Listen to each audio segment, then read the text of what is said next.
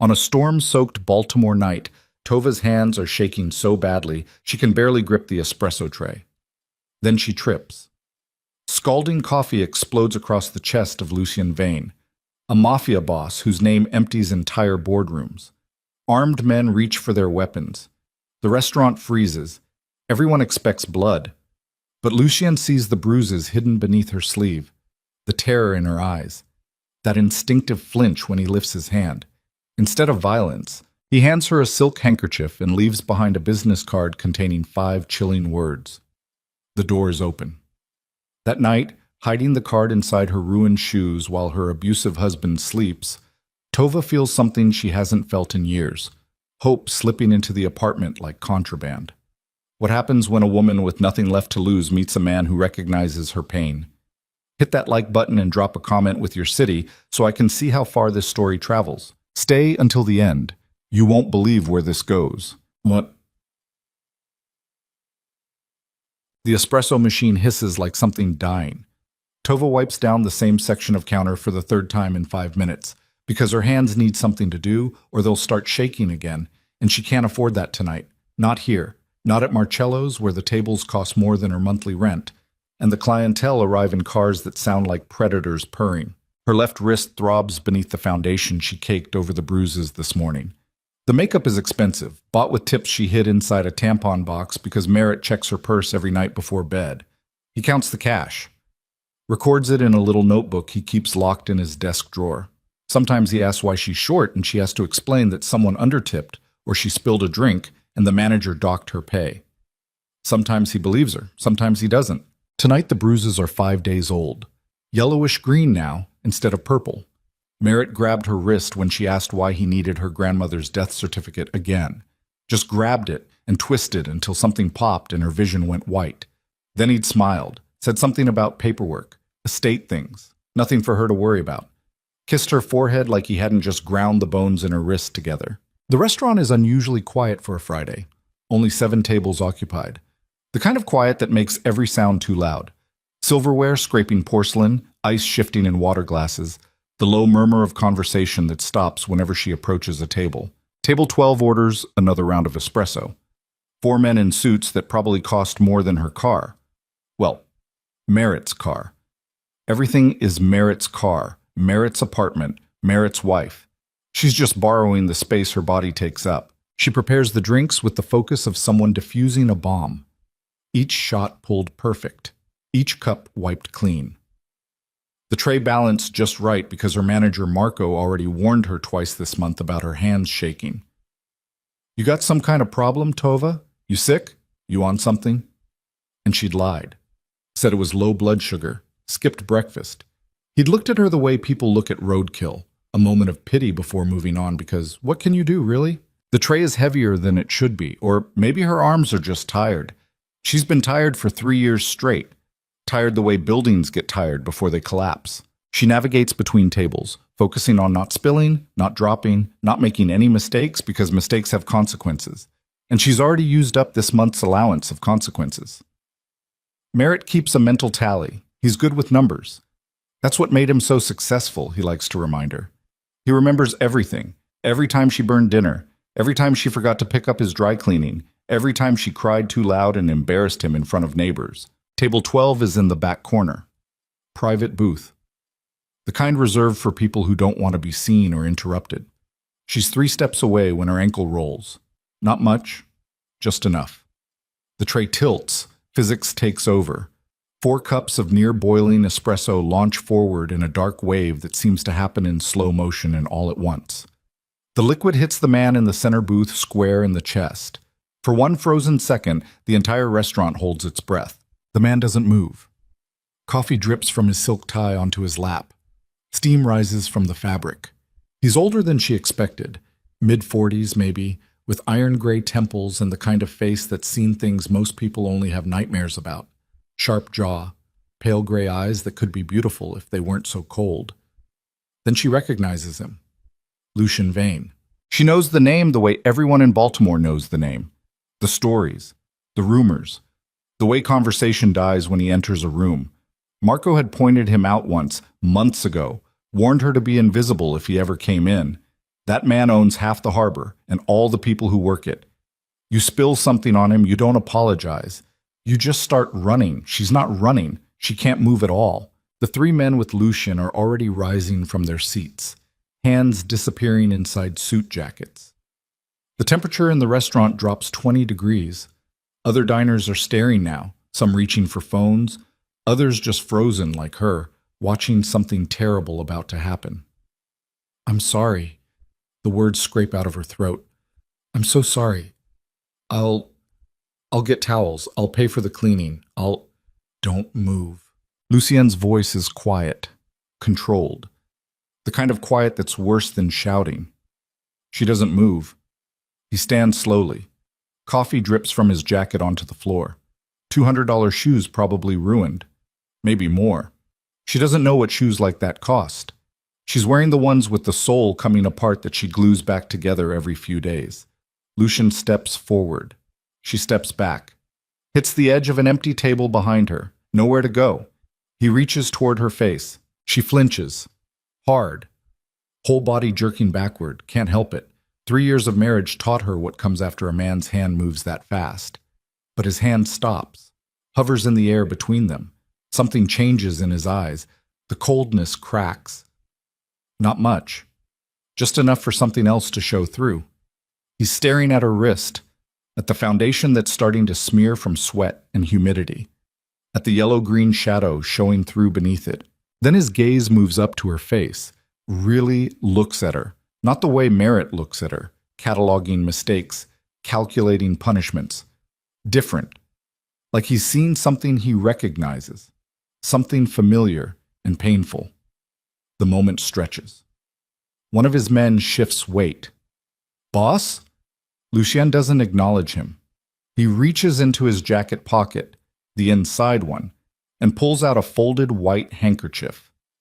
Silk. Monogrammed. Probably costs more than her weekly paycheck. He holds it out. Your hands, he says quietly. They're burned. She looks down. He's right. Her palms are bright red where the espresso splashed back on her. She hadn't even felt it. Too much adrenaline. Too much fear overriding everything else. She takes the handkerchief with shaking fingers. It's soft. Expensive.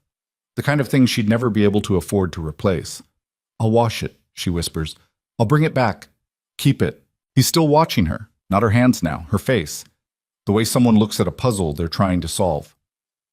Then Marco appears from nowhere, face flushed and panicked. Mr. Vane, sir, I am so incredibly sorry. This is completely unacceptable. He grabs Tova's arm, right on the bruise. She gasps. Can't help it. She's fired. Effective immediately. I'll cover your dry cleaning costs personally, and of course tonight's meal is... Let go of her! Marco freezes, still gripping her arm. Sir? Her arm. Let go. Marco releases her like she's electrified. Steps back. Of course. How long has she worked here? About 8 months. But I assure you, is she good at her job? Marco blinks, confused. Yes? I mean, normally, yes. She's very, Then she's not fired. Lucian finally looks away from Tova, focuses on Marco with the kind of attention that makes people confess to crimes they didn't commit. She had an accident. Accidents happen. She apologized. We're done here. But your suit is replaceable. He pulls a business card from his wallet. Not the kind with a company name and phone number. Just a plain black card with embossed silver numbers. No logo. No identification. He sets it on the table beside Tova's abandoned tray. If you need anything, he says, still speaking to Marco but looking at Tova, call that number. Then he turns to leave. His men follow. The restaurant starts breathing again as the door closes behind them. Conversations resume. Silverware clinks. Someone laughs nervously. Marco is staring at the business card like it might explode. What the hell was that? Tova doesn't answer. She's looking at the card too, at those silver numbers catching the light, at the handkerchief still clutched in her burned hand. Marco picks up the card, studies it. He just left. Didn't even ask for comp. Didn't threaten to burn the place down. Lucian Vane just walked out like nothing happened. He looks at her. Really looks at her. What did you do? I spilled coffee on him. Yeah, I saw that part. I mean, after. Nothing. I didn't do anything. But that's not entirely true. She flinched. And he saw it. Saw the bruises. Saw something that made him stop being whoever he usually is and become someone else for 30 seconds. Marco is still talking. Something about how lucky she is. How she should play the lottery. How in 20 years of working restaurants, he's never seen anything like that. She nods at appropriate moments, but she's not really listening. She's thinking about the way Lucian looked at her wrist. Like he knew. Yeah. The apartment is dark when she gets home at midnight. Merritt is asleep on the couch, television flickering blue light across his face. Empty beer bottles on the coffee table. 3 of them. That's good. 3 means he's tired, but not angry drunk. 5 or more and she knows to be extra quiet. To move through the apartment like a ghost. She sets her purse down silently, slips off her shoes by the door. The sole on the right one finally gave up completely tonight, came completely detached during her shift. She'd duct-taped it back together in the bathroom. Now the tape is peeling. In the bathroom, she runs cold water over her burned palms. They're blistering. Should probably see a doctor. Won't. Merritt monitors the insurance statements, questions every charge. Last time she went to urgent care for what turned out to be a cracked rib, he'd made her explain why she was so clumsy, made her apologize for wasting his money on x-rays. She dabs at the burns with Lucien's handkerchief, then catches herself. This thing probably costs $50. More. She shouldn't be using it as a washcloth. She holds it up to the light. The monogram is elegant, subtle. LV in script letters. Lorenzo Vane? Leonardo?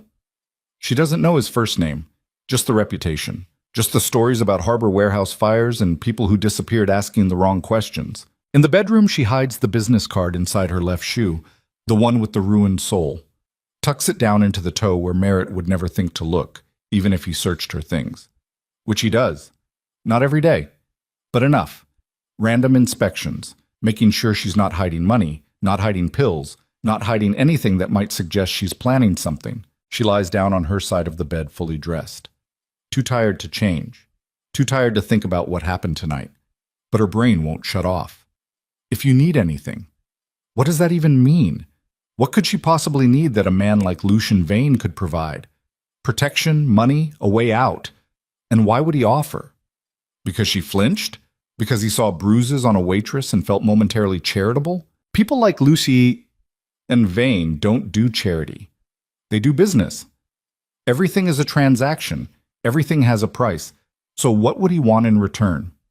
She closes her eyes. Tries to sleep. Can't. At 2 a.m, Merritt stumbles into the bedroom. She pretends to be asleep. He strips down to his boxers, climbs under the covers, and within minutes he's snoring. The same wet, rattling sound that's been the soundtrack to her nights for 3 years. She stares at the ceiling. Thinks about the card hidden in her shoe, about the silk handkerchief folded in her work bag, about the way Lucien's expression changed when he saw her bruises. The door is open. That's what the card means, isn't it? Some kind of offer, some kind of invitation to what? Walk into a different nightmare? Trade Merritt's fists for Lucien's control? She knows better than to trust men who offer help. Help always comes with conditions, always comes with prices she can't afford to pay. But she also knows that doors don't stay open forever. Saturday morning. Merritt is cheerful. That's worse than when he's angry. Cheerful Merritt means he wants something. He makes breakfast, eggs and toast, overcooked. She eats it anyway, says it's delicious. He beams like a child receiving praise. So I need you to sign something, he says casually, pouring more coffee. Just estate paperwork, your grandmother's property transfer. Her stomach tightens. I thought we already did that. This is the final round, last few signatures, and it's all settled, all legal, all official. Can I read it first? His smile doesn't change, but something hardens behind his eyes. You don't trust me? That's not what after everything I've done for you, taking you in after your grandmother died, paying all the bills while you work part-time at a restaurant, and you don't trust me to handle some basic estate paperwork? The shift is so fast she almost gets whiplash. One second he's making breakfast, next second she's ungrateful, suspicious, the bad guy. "I trust you," she says quietly. "I just thought I should read. It's 30 pages of legal jargon, Tova. You wouldn't understand half of it. That's why I have lawyers. That's why I'm handling this. So you don't have to worry." He sets the document in front of her. Dense paragraphs of text. Signatures and initials needed on pages 8, 15, and 22. Little colored sticky tabs marking the spots. She picks up the pen. Something inside her screams to stop, to read every word, to call a lawyer of her own. But that would require money she doesn't have, and time Merritt won't give her. And the confrontation that would follow if she refused to sign would be worse than whatever these papers say. That's how he wins. Not with fists. Well, not only with fists, he wins by making resistance more painful than surrender. She signs. He watches every stroke of the pen, smiling. When she finishes, he kisses the top of her head. "That's my girl, see? That wasn't so hard." He leaves for the gym 20 minutes later. Saturday ritual, 3 hours of lifting weights and shooting the shit with his business partner, Kyle. He'll come home pumped full of endorphins and testosterone, wanting sex, wanting her to admire his physique in the bedroom mirror while he flexes and talks about protein intake and muscle groups. The second his car pulls out of the parking lot, she's moving. The document is still on the table.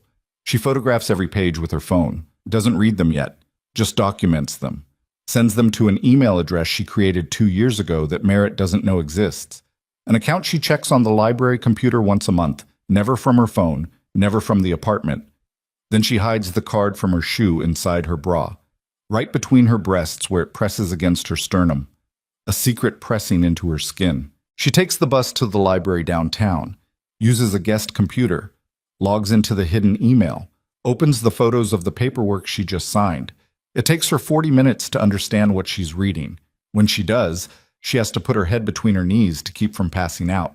The documents aren't estate transfers. They're power of attorney authorizations, financial guardianship papers, psychiatric evaluation requests, commitment orders pending medical review. Merritt isn't managing her inheritance. He's building a legal framework to have her institutionalized. The dates go back months. The psychiatric evaluations signed by a Dr. Raymond Holt, MD, describe her as increasingly unstable, paranoid, delusional, a danger to herself. They recommend inpatient treatment, long-term care. The signatures on the evaluation forms look like hers, but she never signed them. Never saw a Dr. Holt. Never had any psychiatric appointments. The property transfers are buried in there too. Her grandmother's waterfront properties. 3 buildings along Baltimore's Inner Harbor worth at least $30 million combined. All signed over to a holding company called Meridian Coastal Properties, LLC. She traces the LLC back through 3 shell corporations before hitting a wall. But one of the listed partners in the third shell is Councilman Adrian Locke. She knows that name. Merritt golfs with him. They have dinner once a month at the Capitol Grill. Merritt comes home from those dinners smelling like scotch and cigar smoke, grinning like he's gotten away with something. Her hands are shaking so badly she can barely type. She searches Dr. Raymond Holt, finds an obituary from 4 months ago. Car accident on I-95. Single vehicle collision, no other cars involved. He left behind a wife and 2 teenage daughters. The funeral was held at Woodlawn Cemetery. Donations requested to Johns Hopkins Psychiatric Research in his name. Merritt murdered him. She knows that the way she knows her own heartbeat. The timing is too perfect. The evaluation stopped the month he died. No more psychiatric assessments after his signature was no longer available. She prints everything, uses the coins she's been saving in her coat pocket. 37 pages. Stuffs them inside a manila envelope from the library's lost and found box. Outside the library, she stands on the steps, breathing cold November air, watching traffic pass. She could go to the police, show them the forged signatures, the dead psychiatrist, the shell companies. They'd investigate. Maybe. Probably. Merritt has friends on the force, but not everywhere. Someone would have to take it seriously. But investigations take time. And in that time, Merritt would know. Would know she went to police, would know she copied documents, would know she's trying to escape. And before any investigation concluded, she'd be committed to a psychiatric facility based on those forged evaluations. Locked away. Medicated. declared incompetent. And by the time anyone sorted through the paperwork, if they ever did, the property transfers would be complete, irreversible, legal. She thinks about the business card pressed against her chest. If you need anything, this qualifies as anything. She finds a payphone outside a bodega 3 blocks away. Hasn't used a payphone in years. Didn't know they still existed. Drops in coins, dials the number from the card. It rings once. Yes? Male voice, not Lucian, younger, flat tone. Her voice cracks. I need to speak to Lucian Vane. Silence. Then, who is this? He gave me this number last night at Marcello's. He said if I needed anything, name. Tova Calloway. More silence. She can hear him breathing, hear what sounds like typing in the background. Where are you? Patterson Park, near the library. Stay visible. Stay public. Someone will be there in 10 minutes. Dark blue Audi. Plates ending in 847. Driver's name is Roman. He'll bring you somewhere safe. How do I know? You don't. That's the point. You called the number. You made the choice. Now you trust it or you don't. The line goes dead. She stands there holding the phone, listening to the dial tone, thinking about that word. Trust. What a joke. She hasn't trusted anyone in 3 years, longer, maybe never. But she doesn't have anywhere else to go. 9 minutes later, a dark blue Audi pulls up to the curb. The driver doesn't get out, just rolls down the window. He's younger than she expected. Early 30s, maybe. Dark hair, sharp suit, the kind of face that's forgettable until you see the eyes and realize nothing about this man is forgettable. Tova? She nods. Get in. She does. Roman drives in silence, doesn't ask questions, doesn't make small talk, just navigates through Baltimore traffic like he's done this road 1,000 times. Maybe he has. Maybe this is what he does. Collects broken people at Lucian Vane's request and delivers them to wherever broken people go. They end up in the Harbor District, old industrial area being slowly converted to lofts and breweries and artisan shops. Roman parks behind a warehouse with no signage, leads her through a service entrance that requires a key card and a numeric code. Inside, the warehouse is nothing like she expected. Clean, modern, exposed brick and polished concrete floors, track lighting, expensive furniture that looks uncomfortable, floor-to-ceiling windows overlooking the harbor. Lucien is standing near those windows when they enter. Same suit from last night, but different. Changed clothes, obviously. He turns when he hears them approach. He looks tired. Or maybe he always looks tired and she just didn't notice before. Thank you, Roman. Roman nods once and disappears through a side door. Tova stands there holding her manila envelope, suddenly aware of how she must look. Hasn't showered, still wearing yesterday's clothes, hair pulled back in a messy knot. Probably smells like bus exhaust and fear. You want to sit? Lucian gestures toward a leather couch that probably costs more than her car, than Merritt's car. I want to know why you gave me that card. He considers that, takes his time answering. I recognize something. What? Fear. The kind that it doesn't come from spilled coffee or dropped trays. The kind that lives in your bones. That makes you flinch before anyone even touches you. He pauses. I had a sister. She used to flinch like that. Used to? She died 8 years ago. I'm sorry. Don't be. You didn't kill her. But something in his tone suggests someone did. What's in the envelope? She hands it to him, watches while he reads. His expression doesn't change. Not when he reaches the psychiatric evaluations. Not when he finds the property transfers. Not when he gets to the dead doctor. He just reads. Methodical. Thorough. Like he's reading a grocery list instead of evidence of fraud and conspiracy and planned institutionalization. When he finishes, he sets the papers down carefully, very carefully, the way someone handles something explosive. How long have you been married? 3 years. The bruises? Started about 6 months in. You ever try to leave? Twice. First time he found me at a motel in Virginia, dragged me back. Second time I made it to my friend Sarah's place. He showed up with flowers and tears and apologies in front of her whole family, made me look crazy for running, made himself look like the devoted husband trying to help his unstable wife. She swallows. Sarah stopped answering my calls after that. Lucien nods like this is all very reasonable, very predictable. And the properties? Did you know about them? I knew my grandmother left me something. I didn't know it was worth $30 million. She died when I was 23. Merritt and I got married 6 months later. He said he'd handle all the estate paperwork. Said it was complicated. Said I didn't need to worry about it. Let me guess. You never saw a dollar. He said it was tied up in trusts. Long-term investments. Better not to touch it. Let it grow. And you believed him. It's not a question, but she answers anyway. I didn't know any better. I was 23 and alone, and he seemed like he had his shit together. He seemed safe. She laughs, bitter. Shows what I know. Lucien walks to a desk on the far side of the room, opens a drawer, pulls out a laptop, spends 5 minutes typing, not looking at her, just working. She watches the harbor through the windows, watches cargo ships moving slowly through the water, watches seagulls circling garbage barges. Finally, he speaks. Meridian Coastal Properties, LLC, is owned by a shell corporation registered in Delaware. That shell is owned by another shell in the Caymans.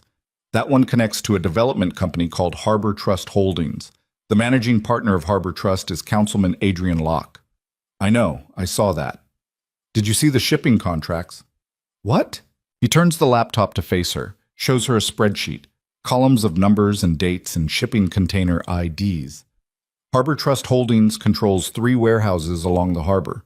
Those warehouses process imports, mostly seafood, frozen fish from overseas, except some of those containers aren't full of frozen fish. What are they full of? He doesn't answer directly, just pulls up another document. Shipping manifests. Container weights that don't match declared cargo weights. Refrigeration units running on different temperature settings than frozen seafood would require. Customs inspections that were mysteriously waived or delayed. People, she whispers. Women mostly. Some children. Brought in through the ports, distributed inland. Your properties, your grandmother's properties, they're part of the logistics network. Storage, temporary housing, transit points. He closes the laptop. Your husband didn't just steal your inheritance. He turned it into infrastructure for human trafficking. The room tilts. She sits down hard on the expensive couch, puts her head in her hands. How long? Her voice sounds far away. How long has this been happening? Best guess? 4 years. Right around the time Councilman Locke started pushing his waterfront revitalization initiatives, development projects, harbor improvement, all very public, very praised. And beneath it all, they've been running people through those docks like cargo. She's going to be sick. Actually going to vomit right here on this polished concrete floor. I signed papers this morning. He made me sign more papers. I didn't know what they were. I thought, show me. She pulls out her phone, shows him the photos she took before leaving the apartment. He studies them, face still blank, still expressionless. But something about the way he's holding the phone suggests rage underneath, tightly controlled but present. These are commitment orders, he says finally, pending psychiatric review. He's laying groundwork to have you institutionalized within the next 30 days. Can he actually do that?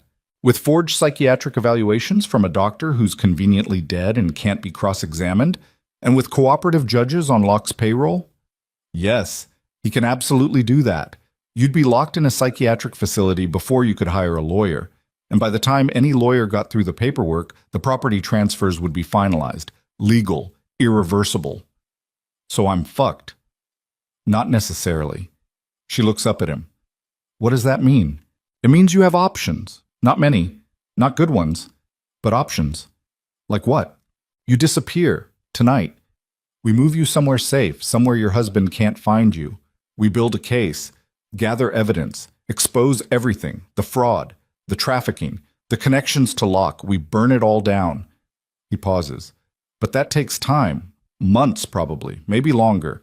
And during that time, you're hidden. No contact with anyone from your old life, no phone calls, no social media, no slipping up. You'd be a ghost. And if I don't want to disappear, then you go home. Sign whatever papers he puts in front of you. Hope someone eventually notices you're missing when he has you committed. Hope someone cares enough to investigate. Hope you're not medicated into a vegetative state before that happens. He meets her eyes. But I don't think you'd be here if you were choosing that option. He's right, She wouldn't be. Why are you helping me? I already told you. I recognize something. That's not an answer. It's the only one I have. She stands, walks to the windows, looks out at the harbor, at the same water that's been hiding these horrors in plain sight. How many women? How many children? How many people vanished into those containers while she served coffee and went home to a man who smiled and called her baby and planned her erasure? What happens to him? She asked quietly. To Merritt, if we do this. If we expose everything. Prison. If we do it right. Long sentence. Federal charges, trafficking, fraud, conspiracy. Maybe accessory to murder if we can connect him to the doctor's death. Not good enough. Lucien moves to stand beside her at the window. Doesn't touch her, just stands close enough that she can feel his presence. Solid, real, different from Merritt in ways she can't quite articulate. What would be good enough? He asks. She thinks about the question.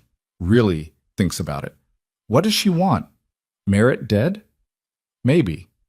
But death is too quick, too clean, too much like an ending when what he deserves is something ongoing, something that never stops.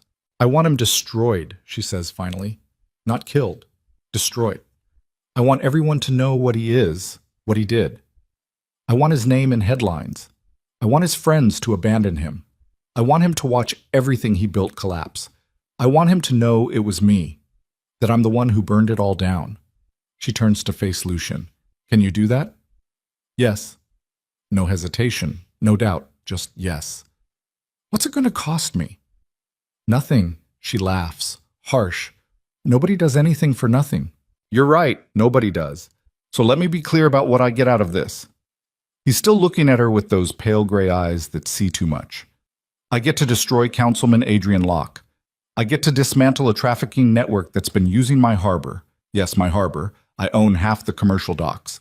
To move human cargo. I get to eliminate competition and send a message to everyone else who thinks they can run dirty operations through my territory. And I get to watch your husband realize he picked the wrong person to bury. He tilts his head. That's what I get. Not nothing. I get quite a lot, actually. So I'm just convenient. You're the key. There's a difference. She wants to argue, wants to find the trap, the catch. The moment where this turns into something else. But she's too tired, too scared, too desperate, and maybe, possibly, he's telling the truth. Okay, she says. Okay, I'll disappear. We'll build the case. We'll burn it all down. You're sure? Do I look sure? No, you look terrified, but you're still saying yes. Because being terrified here is better than being terrified at home. Lucien nods once. Roman will take you to a safe house. It's secure, fully stocked. You'll have everything you need. I'll have investigators start pulling records, financial documents, shipping manifests, everything we can get on Meridian Coastal, Harbor Trust Holdings, and Councilman Locke. It's going to take time. How much time? Months, maybe 6, maybe more. Building a case that's airtight enough to withstand the kind of legal defense Locke can afford. That takes precision. 6 months. Half a year of her life spent hiding, waiting, but also half a year without Merritt's hands on her, without walking on eggshells, without checking her reflection every morning for new bruises. Can I get some things from the apartment first? Clothes? My laptop? No. You go back. He'll know something's wrong. He'll see it in your face. We'll get you new things, new everything, new phone, new laptop, new clothes. You start over, clean slate. He'll report me missing. Let him tell police his wife disappeared. Let them investigate. They won't find you. And when we're ready, when we have everything we need, then you come back. Then we show the world exactly who Merritt Calloway is. She's nodding before she realizes it, committing to something enormous and terrifying and possibly stupid, but also possibly the only chance she's ever going to get. There's one more thing, Lucien says. The doctor, Raymond Holt. You said he died 4 months ago. Car accident. That's what the obituary said. I want to know if it really was an accident. If it wasn't, if someone helped him crash that car, then we have murder, and murder changes everything. She hadn't thought about that. About the doctor's widow, about his 2 teenage daughters, about whether Merritt killed him or just benefited from a convenient accident. Except she doesn't believe in convenient accidents. Not anymore. Not in a world where her husband forges psychiatric evaluations and steals inheritances and runs trafficking networks through her dead grandmother's buildings. Find out, she says, please. I will. Roman reappears, silent as ever. Lucien nods to him. Take her to the harbor house, get her set up, make sure she has everything. Roman gestures toward the door. This way. Tova follows, gets 3 steps before stopping, turns back. Thank you, she says. For the card, for this, for... Don't thank me yet. Lucien's expression is unreadable.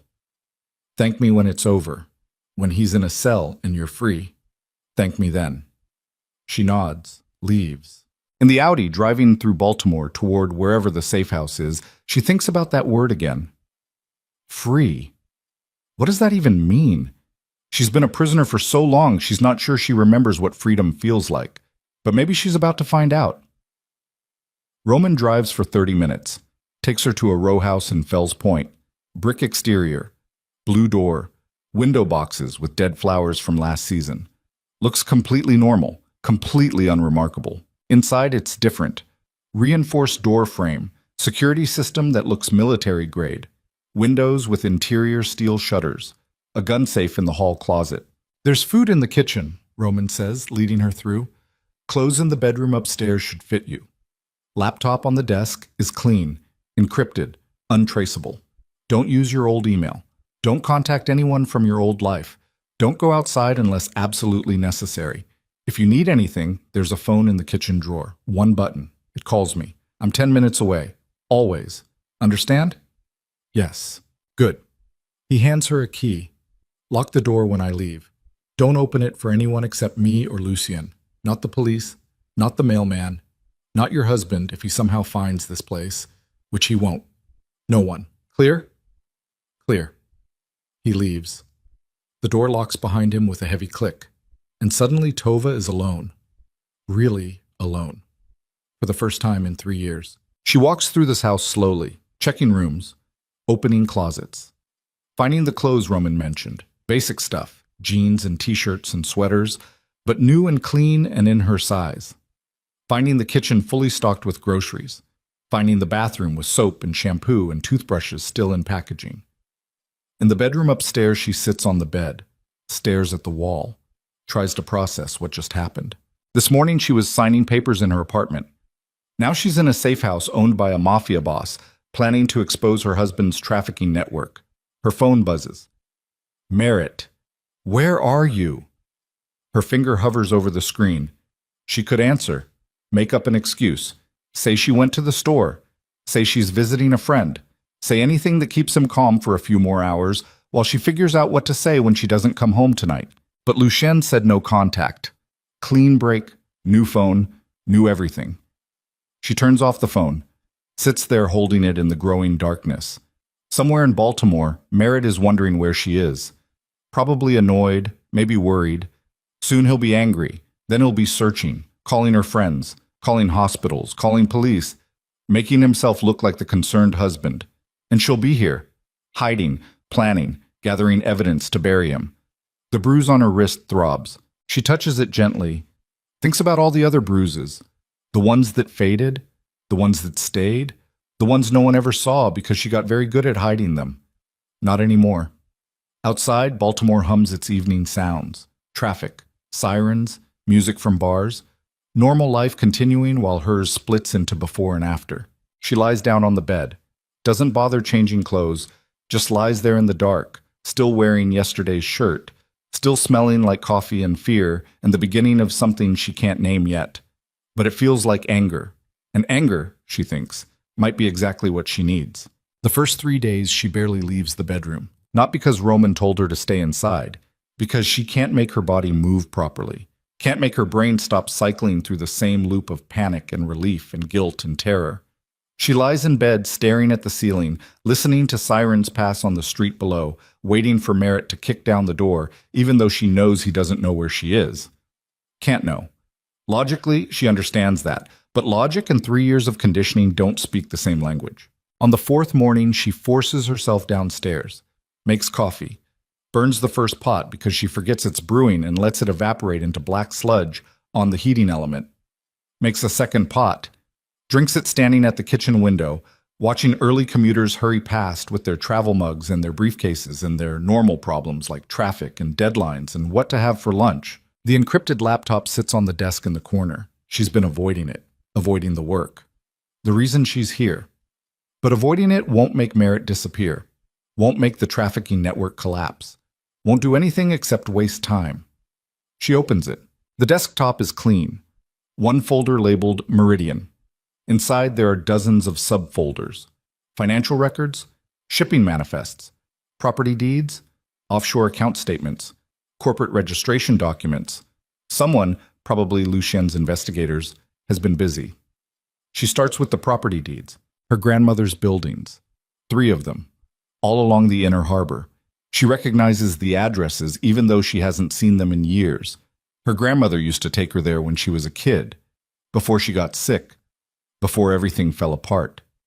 They'd walk the harbor on Sunday afternoons, and her grandmother would point to those buildings and say, "Someday these will be yours, Tova. Take care of them. They're the only things that matter. Now they're processing stations for human cargo." She clicks through the shipping manifests next. Container numbers, arrival dates, declared contents versus actual weights. The discrepancies are obvious once you know what you're looking at. A container declaring frozen mackerel shouldn't weigh 3 tons more than the fish it supposedly contains. Refrigeration units set to 58 degrees Fahrenheit aren't keeping anything frozen. They're keeping people alive. Her stomach turns. She opens a different folder. Financial records. Bank statements for Meridian Coastal Properties, LLC. Monthly deposits ranging from $50,000 to $200,000. Money flowing in, money flowing out. Shell companies layered on shell companies. Delaware, Cayman Islands, British Virgin Islands. The kind of structure designed specifically to hide the origin and destination of funds. She's good with numbers. Always has been. That's why her grandmother encouraged her to study accounting in college before she dropped out when the old woman got cancer. That's why she can look at these records and see the patterns, see the rhythm. Money comes in from overseas accounts, gets distributed through domestic accounts, ends up in Councilman Locke's campaign fund, or his development company, or his wife's charity foundation. It's all right there. 15 minutes into reading, she has to stop, go to the bathroom, vomit up the coffee, kneel on the cold tile floor with her forehead pressed against the toilet seat, shaking. Her grandmother's buildings, her inheritance, used for this. And she'd signed papers authorizing it, signed them without reading. Signed them because Merritt smiled and called her baby and made her feel stupid for asking questions. She rinses her mouth, goes back downstairs, keeps working. By noon, she's made a spreadsheet, cross-referenced container numbers with arrival dates, matched financial deposits to shipping schedules, found the pattern. Every major deposit corresponds to a container arrival.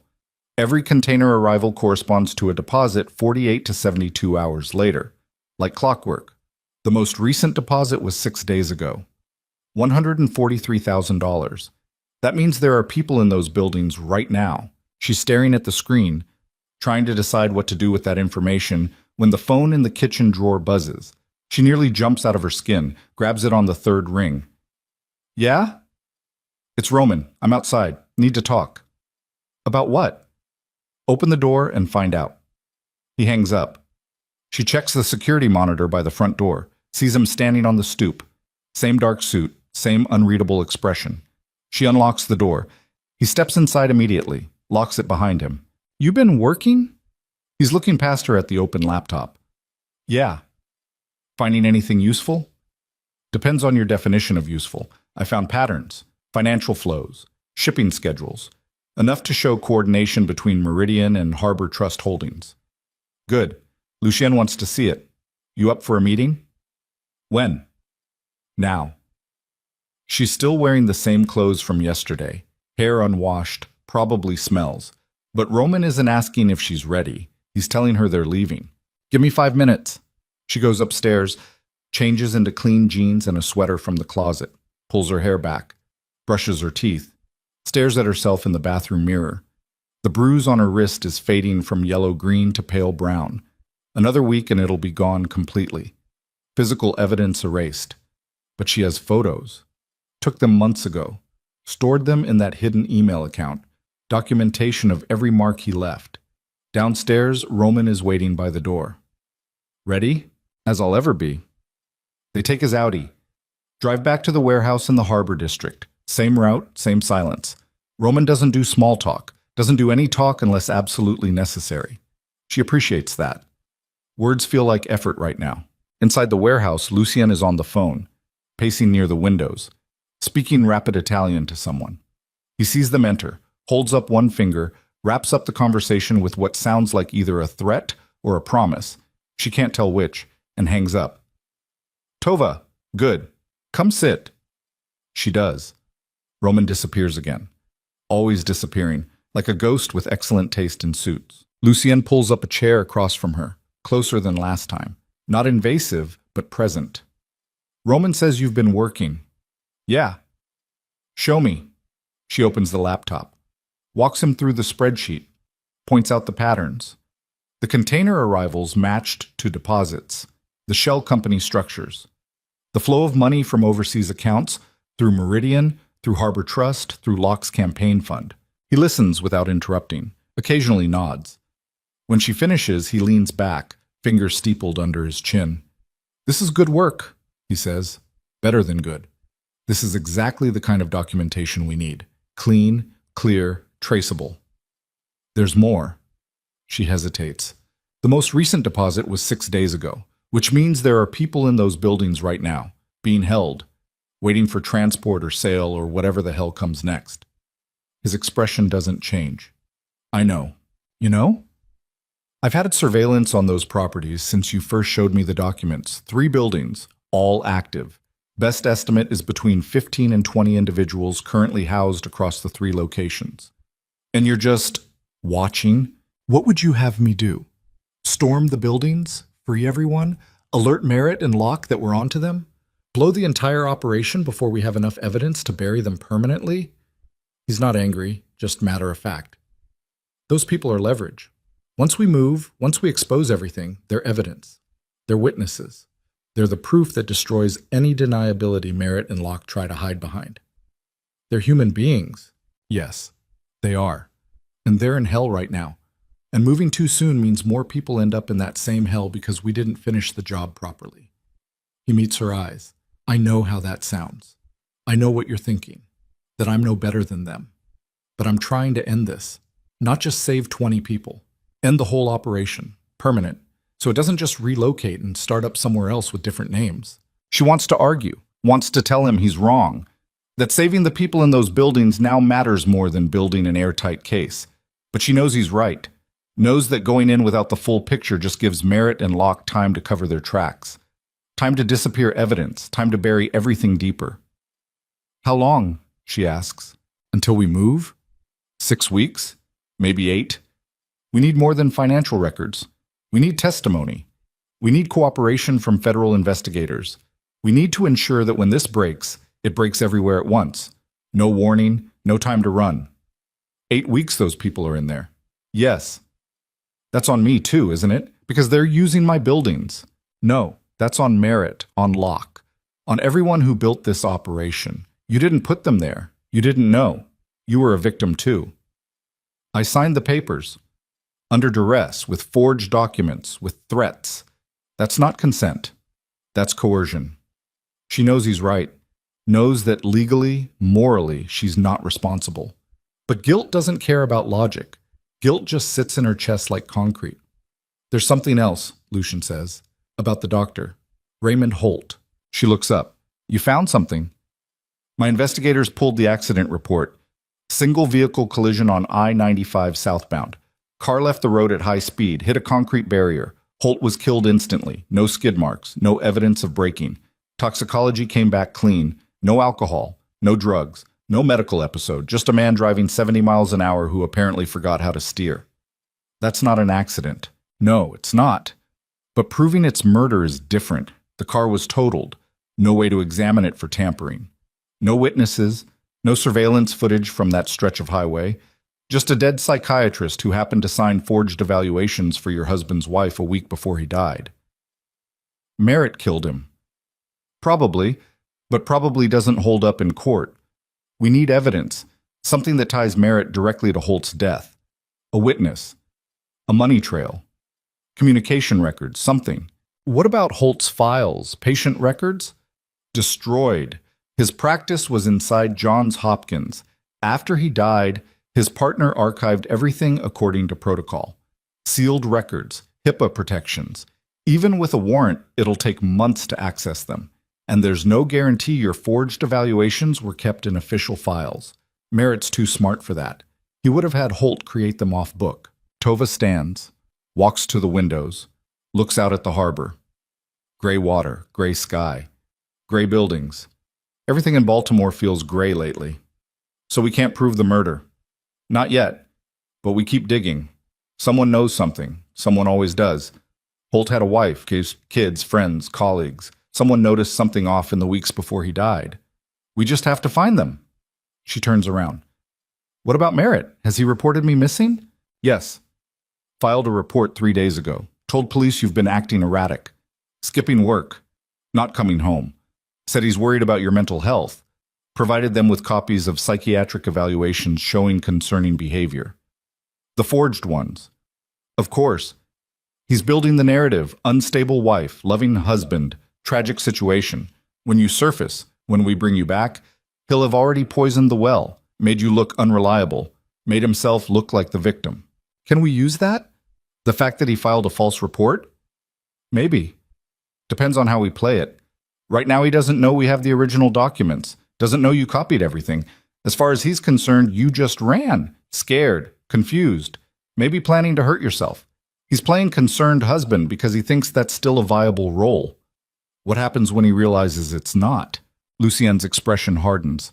Then he gets dangerous. Right now he's worried, confused, trying to maintain control.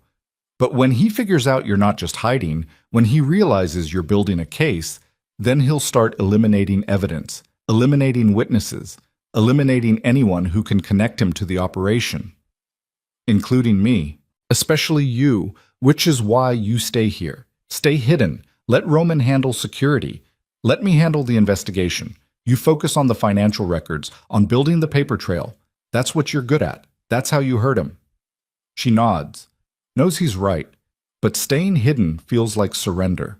Feels like she's still letting Merritt control her life even from a distance. I want to see them, she says suddenly. See who? The buildings. My grandmother's properties. I want to see what he's done to them. That's not safe. I don't care. Tova, I need to see it. Need to see what I'm fighting for, what I'm responsible for. I can't just look at spreadsheets and pretend those are numbers instead of people. Lucien studies her, silent, weighing something. Finally, he nods. Tonight, after dark. Surveillance only. You stay in the car, you don't approach, you don't engage, you just look. Understand? Yes. Roman drives. I'm with you. We go in, we look, we leave. 30 minutes maximum. Okay. And Tova? He's standing now, close enough that she can smell his cologne, something expensive and subtle. If Merritt or any of his people are there, if there's any sign of increased security or unexpected activity, we abort. No arguments, no heroics. We leave. Clear? Clear. They leave at 11 p.m. Romain driving. Lucien in the front passenger seat, Tova in the back. Different car this time. Black SUV with tinted windows, completely anonymous. Could be anyone. The first building is on Pratt Street. 4-story brick warehouse converted to look like upscale loft apartments.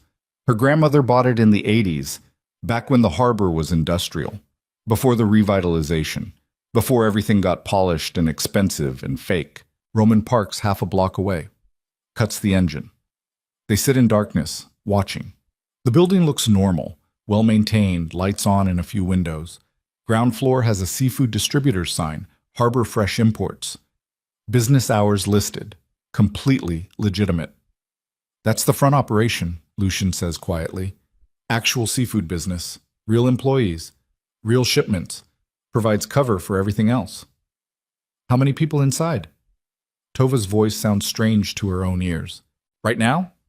Best guess is 6. Upper floors. The distributor closes at 7. After that, the only people in the building are the ones being held. Guards? 2, maybe 3. Rotate shifts. They're not there to keep people in. They're there to keep people out. She stares at the building, tries to imagine what's happening behind those windows. 6 people. Maybe women. Maybe children. Waiting. Hoping. Probably praying, even though she's not supposed to think about that. My grandmother would burn this place down if she knew, Tova says. Then let's burn it down for her.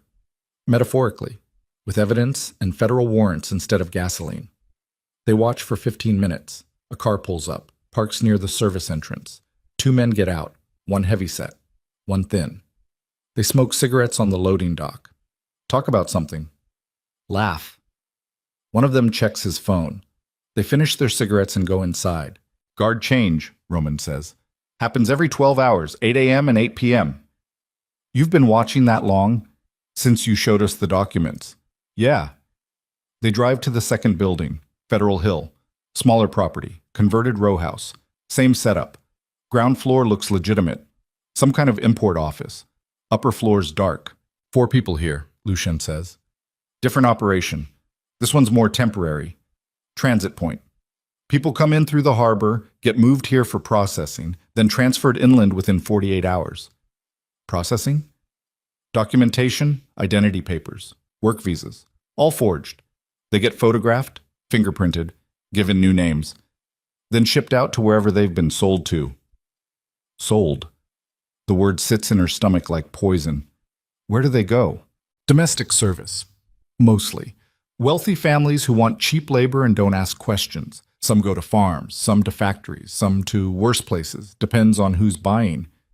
The building looks innocent, quaint even. Brick facade, window boxes. Could be anyone's home. I used to play near here when I was a kid, Tova says. My grandmother would take me to the park 2 blocks over. We'd get ice cream, walk around. This neighborhood was safe back then. It still looks safe. That's the point. Hide things in plain sight. Make them look normal. Make them look boring. No one investigates boring. They watch for another 10 minutes. Nothing happens. No movement. No cars. Just a quiet street and a quiet neighborhood hiding whores behind ordinary windows. The third building is back near the harbor. Larger than the others. 6 stories. Actually is apartment buildings. Mixed residential and commercial. The commercial space on the ground floor is a shipping logistics office. Harbor Trust Holdings. Councilman Locke's company. This is the hub, Lucien says. Coordination center. Financial processing. Where Merritt meets with Locke. Where they plan operations. Upper floors have actual tenants. Normal people. Paying rent. Living their lives. No idea what's happening 3 floors below them. How many people being held? Here? 8. Basement level. Converted storage space, soundproofed, climate-controlled. Nobody hears anything, nobody sees anything. Tova feels sick. Actually sick. She cracks the window. Cold November air rushes in. You okay? Lucien turns in his seat to look at her. Ma, no, I'm not okay. I'm looking at my grandmother's buildings being used as prisons. I'm looking at a trafficking operation running through my inheritance. I'm realizing that every signature I gave Merritt, every paper I signed without reading, every time I trusted him, her voice breaks.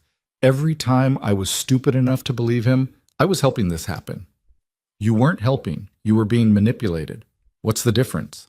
Intent? Control? Agency. You didn't choose this. He chose it. He used you. There's a difference. Tell that to the people in those buildings. Lucien doesn't respond. What can he say? She's right. He knows she's right. Roman starts the engine. We should go. Been here too long. They drive back to the safe house in silence. Tova stares out the window, watching Baltimore pass. Normal city? Normal streets? Normal people going about their normal lives while beneath the surface, networks like this operate. Hidden, efficient, profitable. At the safe house, Roman walks her to the door. You need anything? No. You sure? I'm sure. Lucien will call tomorrow. Update you on the investigation. You just keep working the numbers. That's what matters right now. She nods, goes inside, locks the door, stands in the dark hallway listening to her own breathing. Those buildings, her buildings, being used like that. She goes upstairs, doesn't bother turning on lights, sits on the bed in darkness, takes out the encrypted phone Roman gave her, the one that only calls him or Lucien, stares at it. She could call Merritt. Her old phone is in a drawer downstairs, dead now, uncharged. But she could power it up, send a message, ask what the hell he's done with her grandmother's properties, confront him, demand answers. But that would be stupid, would blow everything, would put those people in immediate danger because Merritt would panic and move them, or worse. So she sits and waits, and hates that waiting is the only option. The next morning, Lucien calls at 7 a.m. She's already awake, hasn't really slept, just lay in bed cycling through rage and guilt and helplessness until the sun came up. I'm sending Roman to pick you up, he says without preamble. We got something big. What? Not on the phone. Roman's 10 minutes out. He hangs up. She gets dressed, pulls on the same jeans, same sweater, becoming her uniform, her armor. By the time Roman knocks, she's already at the door, in the car. What's going on? Lucien will explain. Can you at least tell me if it's good or bad? Good, I think. Maybe? Hard to say. Helpful. At the warehouse, Lucien is pacing, agitated. That's new. He's usually controlled, measured. Now he's moving like a caged animal. We found a witness, he says the second she walks in. A witness to what? Holt's murder, or close enough. Someone who saw something the night before he died. Tova's pulse jumps. Who? Holt's wife, Emily. My investigator finally got her to talk. Took some convincing. She's terrified, doesn't want to get involved, doesn't want to testify, but she saw something. What did she see? The night before Holt died, a man came to their house, late, around 11 p.m. Emily was upstairs, heard voices, heard her husband arguing with someone, heard the word falsify used multiple times, heard Holt say he wouldn't do it anymore, heard the other man say something about consequences. Did she see him? The other man? No, she stayed upstairs. Didn't want to get involved in her husband's work. But she heard him, and the next day, Holt died. That's not enough. That doesn't prove anything. Not by itself, but get this. After Holt died, Emily found something, hidden in his office at home. Flash drive. She didn't know what was on it, didn't look, just kept it. Figured it was patient files or research or something medical. My investigator convinced her to let us examine it. And it's everything. Lucien pulls up his laptop, opens a folder. Copies of the forged psychiatric evaluations he created for you. Dated, time-stamped, including notes in his own handwriting expressing doubts, saying he felt coerced, saying someone was pressuring him. He doesn't name Merritt explicitly, but he references the husband multiple times. Tova's breath catches. That's evidence. It's evidence that Holt created forged documents under duress, combined with Emily's testimony about the argument, combined with the convenient car accident the next day. It builds a case. Not airtight, but substantial. Enough to question the circumstances of his death. Enough to investigate further. Will Emily testify? That's the problem. She's scared. She has 2 kids. Doesn't want to put them in danger. Doesn't want to become a target. Right now, she's willing to let us examine the flash drive. She's willing to confirm her husband seemed stressed before he died. But getting her to stand up in court and say someone threatened him the night before he crashed his car, that's a different level of commitment. Can you protect her? Yes.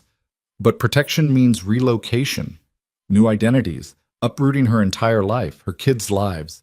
She's a middle school teacher. Her daughters are in high school. Friends, stability. Asking her to give that up to testify against a councilman and a network powerful enough to kill her husband, that's asking a lot. Tova sits down, processes this. What do you need from me? I need you to talk to her. Me? Why? Because you're the other victim. You're the one Holt's forged evaluations were targeting. You're the one who lost everything. She needs to see that, needs to understand what's at stake. Right now, this is abstract to her. Numbers and documents and dead husband. But you're real. You're standing in front of her saying this network destroyed your life. That might be enough to convince her.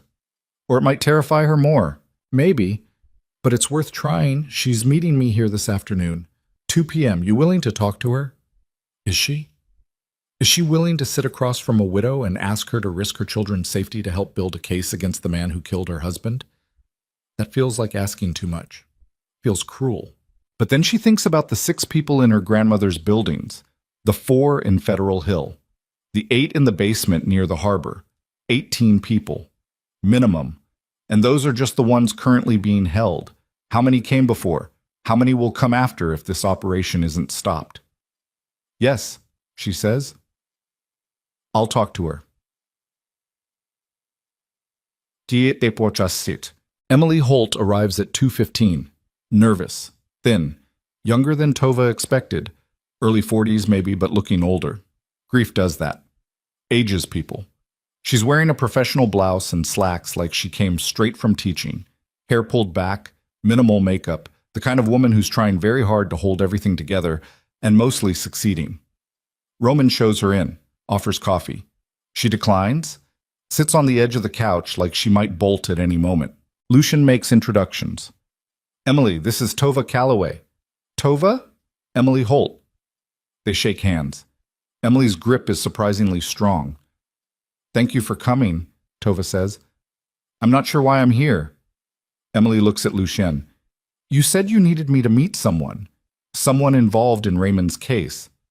Tova is the person your husband created forged psychiatric evaluations for. She's the reason your husband was murdered. Emily stiffens. I thought you said it was an accident. It was made to look like an accident, but we both know it wasn't. Emily looks at Tova, really looks at her. You're the one Raymond was writing reports about, the mentally unstable wife. I'm not mentally unstable. Those evaluations were fake, forged, created by my husband to build a legal framework for having me institutionalized. Why would he do that? To steal my inheritance, $30 million in properties. He needed me declared incompetent so he could take control. Emily processes this, and Raymond helped him. Under duress, your husband didn't want to do it. He kept notes, kept records, kept evidence that he was being coerced. That's why he was killed, because he was going to stop, going to report what was happening. You don't know that. I know he argued with someone the night before he died. I know he refused to continue creating forged documents. I know he crashed his car less than 24 hours later. That's not coincidence. Emily stands, walks to the window, stares out at the harbor. Raymond was a good man, a good doctor. He cared about his patients, cared about ethics. If someone made him do something wrong, if someone forced him, he would have been devastated. He was trying to fix it, Tova says. He kept the flash drive, kept the evidence. That's not the action of someone complicit. That's someone planning to expose what was happening. And they killed him for it. Yes, Emily turns around, tears streaming down her face now, not bothering to hide them. He was acting strange that last week. Couldn't sleep. Kept checking the locks on the doors. Kept looking over his shoulder. I asked what was wrong. He said work stress. Said he was dealing with a difficult situation. I didn't push. I should have pushed. Should have made him tell me. You couldn't have known, but I could have helped. Could have protected him. Instead, Her voice breaks. Instead, I just let him carry it alone. Lucian steps forward. Emily, we can't change what happened, but we can make sure it means something. We can use what Raymond left behind to stop the people who killed him. Stop them from doing this to anyone else. But we need your help. We need you to testify about what you heard that night, about the argument, about Raymond's state of mind before he died. They'll come after me, after my daughters. We'll protect you. Full witness protection. New identities, new location, everything. That's not protection. That's exile. That's taking my daughters away from everything they know, away from their school, their friends, their lives. It's keeping them alive. Emily shakes her head. I can't do that to them. Losing their father was bad enough. I can't take everything else away too. Then they win, Tova says. Harsh, blunt. The people who killed your husband, the people running trafficking operations through my buildings. They win. They keep operating, keep destroying lives, keep killing anyone who threatens to expose them. And your husband's death means nothing. Emily flinches. That's not fair. None of this is fair. It wasn't fair that your husband got coerced into creating fake documents. It wasn't fair that I got beaten and manipulated and robbed. It wasn't fair that 18 people are locked in buildings right now waiting to be sold. Nothing about any of this is fair. But we can stop it. We can burn the whole operation down. We just need your help. Why should I risk my children for this? Because someone has to. Because if people like us don't stand up and fight back, then people like them keep winning, keep hurting people, keep destroying families. Tova's voice is shaking now, raw. I know what I'm asking. I know it's too much, but I'm asking anyway, because I don't have anyone else. Because your husband was trying to do the right thing and died for it. Because his death should matter. Silence. Emily sits back down, puts her face in her hands, sobs quietly. Lucien and Tova exchange glances. Wait. Finally, Emily looks up, red-eyed, wrecked. What exactly would I have to testify to? The argument you heard, the timing, Raymond's state of mind, the fact that he expressed fears about his safety, combined with the flash drive contents, that's enough to establish a pattern of coercion and fear. And you really think you can protect my daughters? Yes. I have resources, connections. I can make you disappear completely. New names, new location, new life. They'll never find you. What about my mother, my sister? I'm supposed to just leave them? You can contact them, carefully, through secure channels, but no visits, no direct communication, not until this is over. Emily looks at Tova. You really think this will stop them? I think it's the only chance we have. More silence. Emily stands again, paces, thinking, weighing, calculating impossible choices. If I do this, she says finally, I want a guarantee, not about my safety, about theirs, about making sure the people who killed Raymond go to prison, that this actually matters, that I'm not uprooting my entire life for nothing. I can't guarantee outcomes, Lucien says, but I can guarantee effort. I can guarantee that everything we have, every resource, every connection, every piece of evidence goes into destroying this network. Completely, permanently. That's not the same thing. No, it's not, but it's the best I can offer. Emily looks at Tova again. Long look, searching for something. Finally, she nods. Okay, I'll testify, but if anything happens to my daughters, if they get hurt because of this, I'll spend the rest of my life making sure you regret it. Fair enough, Lucien says. Emily leaves 20 minutes later. Roman drives her home. She'll pack what she needs. Tonight they'll move her and her daughters to a secure location, start the process of disappearing. After she's gone, Tova slumps on the couch, exhausted. That conversation took everything she had. You did good, Lucien says. I feel like shit. You should. You just asked a widow to uproot her entire life. That's not supposed to feel good. Will it be enough, her testimony, combined with everything else? Yes, it should be. We're building a case brick by brick, financial records, shipping manifests, witness testimony, forged documents, pattern of coercion, dead doctor. Once we have all the pieces assembled, we move, fast, coordinated, hit them from every direction at once. When? 6 weeks. Maybe less now that we have Emily. Depends how fast federal investigators can move once we hand them everything. 6 weeks. 42 days. Feels like forever. Feels like no time at all. What do I do until then? Keep working the numbers, keep building the financial case, and stay hidden. Merritt's getting desperate. Filed another missing persons report, this time claiming you might be a danger to yourself. Trying to escalate it. Get more police attention, more search resources. He thinks I'm dead? He thinks you might be. Or he's hoping. Dead wife is easier to deal with than missing wife. Dead wife can't testify. The words hit like ice water. He's going to try to kill me. He's going to try. That's why you stay here. Why Roman is always 10 minutes away. Why we don't take unnecessary risks. She nods, knows he's right.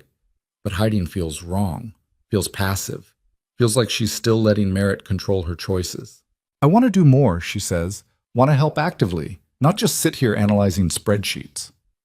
You are helping. The spreadsheets matter. The financial evidence matters. That's your weapon. That's how you hurt him. It doesn't feel like enough. It's going to have to be. That night she dreams about her grandmother. Not the sick version. Not the woman wasted by cancer, barely able to speak, hooked to machines that beeped and clicked and breathed for her. The healthy version. The woman who walked the harbor with Tova on Sunday afternoons, who pointed to buildings and said, "Someday these will be yours." In the dream, her grandmother is standing outside the Federal Hill property, the row house, the one processing 4 people right now. She's staring at it with disgust. "You let this happen," she says. "I didn't know," Tova replies. "I didn't know what he was doing. You should have known. Should have asked questions. Should have read the papers before signing them. I was scared. He hurt me. He controlled everything. And now he's hurting others, using my buildings to do it. My legacy turned into this." Her grandmother gestures at the building. "This is your inheritance, Tova. Prisons and pain. Is this what you wanted?" "No, I'm stopping it. I'm fighting back." "Are you? Or are you hiding in a safe house while other people do the work?" "That's not fair." "Fair?" Her grandmother laughs, bitter, harsh. "Nothing about this is fair, but fair doesn't matter. Results matter. Action matters." "What are you actually doing?" Tova wakes up gasping, sweating, sheets tangled around her legs. The room is dark, cold. She checks her phone. 3:17 a.m. She gets up, goes downstairs, makes coffee, opens the laptop. Financial records. That's what Lucian said matters. That's her weapon. So she uses it. She spends the next 4 hours building something new, not just a spreadsheet tracking deposits and container arrivals. A network map. Visual representation showing every connection, every company, every account, every person involved. Lines connecting Merit to Locke, Locke to Harbor Trust Holdings, Harbor Trust to Meridian, Meridian to the overseas accounts, the overseas accounts to known trafficking organizations in Eastern Europe and Southeast Asia. By 7 a.m., she has something Lucian can use, something federal investigators can use. A roadmap showing exactly how the entire operation works, who profits, who participates, who knows. She sends it to the encrypted email address Lucien gave her. Subject line, full network structure. 30 minutes later, her phone rings. "Did you sleep at all?" Lucien asks. "No." "This is incredible. This is exactly what we needed. Where did you even find some of this information?" Cross-reference the shipping manifests with international customs databases. Matched arrival dates to known trafficking routes. Found patterns. Followed the money backward from Locke's accounts to the source. It's all there. Every connection. Every participant. This changes the timeline. This moves everything up.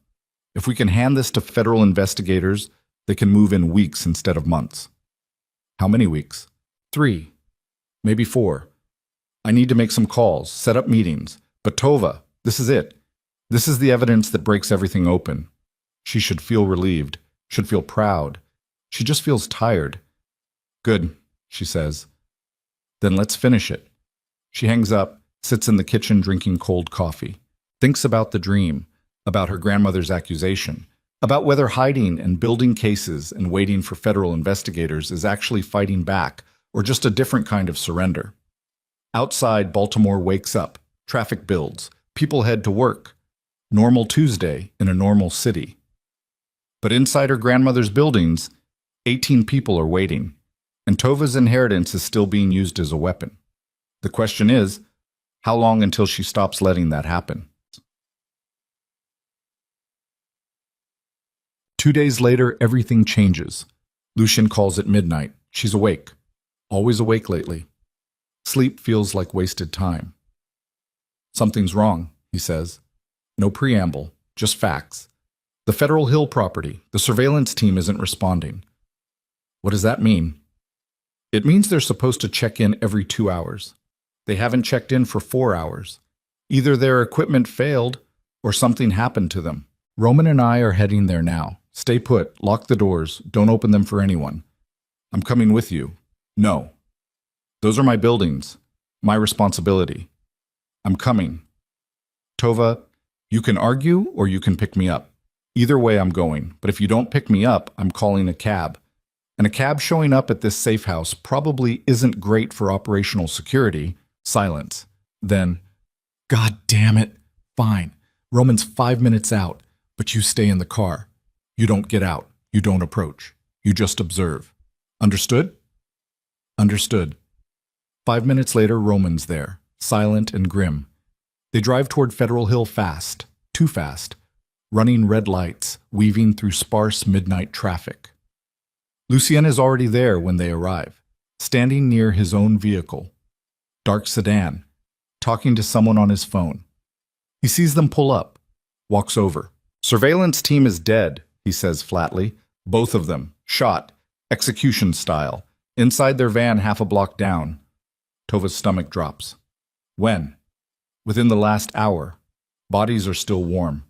Whoever did this knew they were there, knew exactly where to find them. The people inside the building, gone. Building's empty. Cleaned out. No evidence, no computers, no files, nothing. Like it was never used for anything except storage. Someone tipped them off. Yes.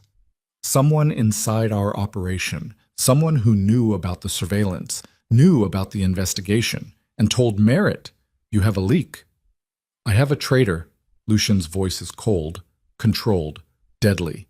And when I find them, they're going to wish they'd never been born. But right now, that doesn't matter. What matters is that 4 people who are being held inside that building are gone, either moved or killed. Either way, gone. And somewhere, Merritt is cleaning up loose ends, which means he knows Tova is coming for him, knows she's building a case, knows she's not just hiding, she's fighting back. And now he's eliminating evidence, starting with the people who could testify against him. Tova looks at the empty building, her grandmother's building, the one she played near as a child, now scrubbed clean, sanitized, evidence destroyed. This is my fault, she whispers. No, this is the fault of whoever sold us out. But I pushed for the investigation, pushed to move faster. If you just what? Stayed quiet? Let them keep operating? Those people would still be prisoners, still be suffering. At least now there's a chance someone's looking for them, a chance this investigation exposes the whole network. Or a chance Merritt kills everyone involved and walks away clean. Lucian doesn't respond. Because she's right. They both know she's right. We need to move faster, Tova says. Need to go public now, before he destroys everything. We're not ready. Emily's testimony isn't enough without corroborating evidence. And now our surveillance is compromised. Our investigation is compromised. We don't know who we can trust. So what do we do? Lucien looks at her. Really looks at her. And for the first time since she met him, she sees something that might be doubt. We adapt, he says finally. We change strategies. We stop playing defense and start playing offense. But first we find the leak, find who sold us out. Because until we do, everything we build just gets torn down again. Sirens in the distance, getting closer. Police, Roman says. Someone called it in, the bodies. Time to go, Lucian says. They leave. 3 vehicles pulling away from the scene within seconds of each other, disappearing into Baltimore's midnight streets before the police arrive. In the back of Roman's Audi, Tova stares at her reflection in the window. Somewhere, 4 people who were prisoners are now either dead or relocated. Somewhere, Merritt is erasing evidence. Somewhere, a traitor is feeding him information. And Tova is sitting in a car watching everything collapse. Her grandmother was right. Hiding isn't fighting, and if she wants to stop Merritt, she's going to have to stop hiding. The question is, what comes next? The safe house feels like a cage now. Tova paces the living room at 3 a.m, unable to sit still, unable to think straight. Roman is outside in his car. Lucien left an hour ago to track down the leak. Said he had suspicions, said he'd handle it, told her to stay put. She's done staying put. 4 people disappeared from that building. 4 people she could have saved if she'd moved faster, if she'd pushed harder, if she'd done something other than hide behind spreadsheets and encrypted laptops. Her phone buzzes. Lucian. We found him, he says. Voice flat. Dead. The leak. Who? One of my investigators. Guy named Torres. Been on my payroll for 6 years. Merritt got to him 3 weeks ago. Offered him $200,000 to feed information. Torres took it. Where is he now? Somewhere he can't hurt anyone anymore. But the damage is done. Torres told Merritt about the surveillance, about Emily Holt, about the network map you built, about everything. Tova's blood goes cold. Emily, is she safe for now? We moved her and her daughters yesterday. Different location than planned. Torres didn't know the new address, but Merritt knows she exists, knows she's willing to testify. He'll be looking for her. What about the other buildings? The ones still holding people? Emptied, all of them, sometime in the last 8 hours. My remaining surveillance teams confirmed it. Every property connected to Meridian Coastal is clean now, scrubbed, no evidence left behind. So we have nothing. We have financial records. We have Emily's testimony about her husband. We have the forged psychiatric evaluations. It's not nothing, but it's not enough. Not without physical evidence. Not without witnesses who were actually held in those buildings. Tova sits down hard on the couch. He's going to walk. After everything. After all of this. Merritt's going to walk. Not if we can find where he moved those people. Not if we can intercept them before they're distributed or killed. How are we supposed to do that? He knows we're watching, knows we have investigators. He'll be careful. He'll use people we don't know, routes we can't track. Lucian is silent for a moment. Then, there might be one way, but you're not going to like it. Tell me. You go back. Back where? To Merritt. To your apartment. You show up pretending you had some kind of breakdown. Pretending you were confused, scared. You play the role he's been building for you. The unstable wife, the mentally ill woman who ran away and now realizes she needs help. You get close to him again. You find out where he moved those people. You get evidence we can use. You want me to go back to him? I want you to pretend to go back to him. Wear a wire. Record everything. Get him to talk. Get him to slip up. Men like Merritt, when they think they've won, when they think their wife is broken and compliant, they get arrogant. They brag. They explain. You could get a confession on tape. And if he figures out I'm wearing a wire, then Roman and I are 2 minutes away and we pull you out immediately. You mean if I'm not already dead? Lucian doesn't deny it. It's a risk. I know that. I wouldn't ask if I had any other options, but we're out of time. Merritt is moving fast, cleaning up, eliminating evidence. In another week, there won't be anything left to find, no people to save, no witnesses to protect. Just a trafficking network that successfully disappeared and relocated before we could stop it. Tova closes her eyes, tries to imagine walking back into that apartment, seeing Merritt's face, letting him touch her, pretending to be broken while recording his every word. The thought makes her want to vomit. I'll do it, she says. You're sure? No, but I'm doing it anyway. Okay. We'll prep you tomorrow. Get you a wire. Rehearse what to say, how to act. This has to be perfect. One wrong word and he'll know. I know. Tova. His voice softens slightly. Just slightly. You don't have to do this. We can find another way. There is no other way. We both know that. This is it. This is the only chance we have. Then we make it count. He hangs up. Tova sits in the dark, thinking about tomorrow, about walking into that apartment, about seeing Merritt again, about pretending the last 2 weeks never happened, about becoming the broken woman he always wanted her to be. Morning comes too fast. Roman picks her up at 9, takes her to a different location this time. Not the warehouse, some kind of office building downtown. They take a service elevator to the 8th floor. Empty office space, windows overlooking the harbor. Lucienne is there with 2 other people. A woman in her 50s with sharp eyes and sharper suit. A younger man with equipment cases spread across a folding table. This is Agent Morrison, Lucienne says, gesturing to the woman. FBI. She's been consulting on the case, helping coordinate the federal investigation. And that's Danny. He handles technical surveillance. Morrison extends a hand. Tova shakes it. The agent's grip is firm, assessing. I've reviewed your evidence, Morrison says. Financial records, shipping manifests, network map. It's solid work. But without corroborating testimony from actual victims or physical evidence from the properties, it's circumstantial. Defense attorneys would tear it apart. Claim the money came from legitimate business. Claim the shipping discrepancies were errors. Claim your husband was just a property manager doing his job. So you need a confession. I need something concrete, either a recording of your husband admitting to trafficking or evidence showing current location of victims, preferably both. Danny waves Tova over to the table. Let's get you fitted. The wire is smaller than she expected, barely the size of a quarter. He tapes it between her breasts, right over her sternum, runs a thin cable down to a transmitter pack that fits against the small of her back, everything hidden beneath her clothes. Invisible. It's voice-activated, Danny explains. Transmits to a receiver we'll have in a van outside your building. Range is about 200 yards. Battery lasts 8 hours.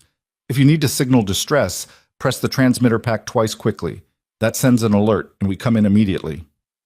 What if he searches me, pats me down? Then you're compromised. Hit the distress signal, and we extract you. But if you play the broken wife returning home, if you sell the performance, he shouldn't have reason to search you. He'll be too busy feeling victorious. Morrison hands her a folder. This is your story. Memorize it. You had a breakdown, been sleeping in your car, scared, confused, realized you need help, realized running was a mistake. You're sorry. You want to come home. You'll sign whatever papers he wants. You'll take whatever medications he prescribes. You're done fighting. You just want everything to stop. Tova reads the script. It's humiliating. Every word designed to make her sound weak, unstable, exactly what Merritt has been claiming.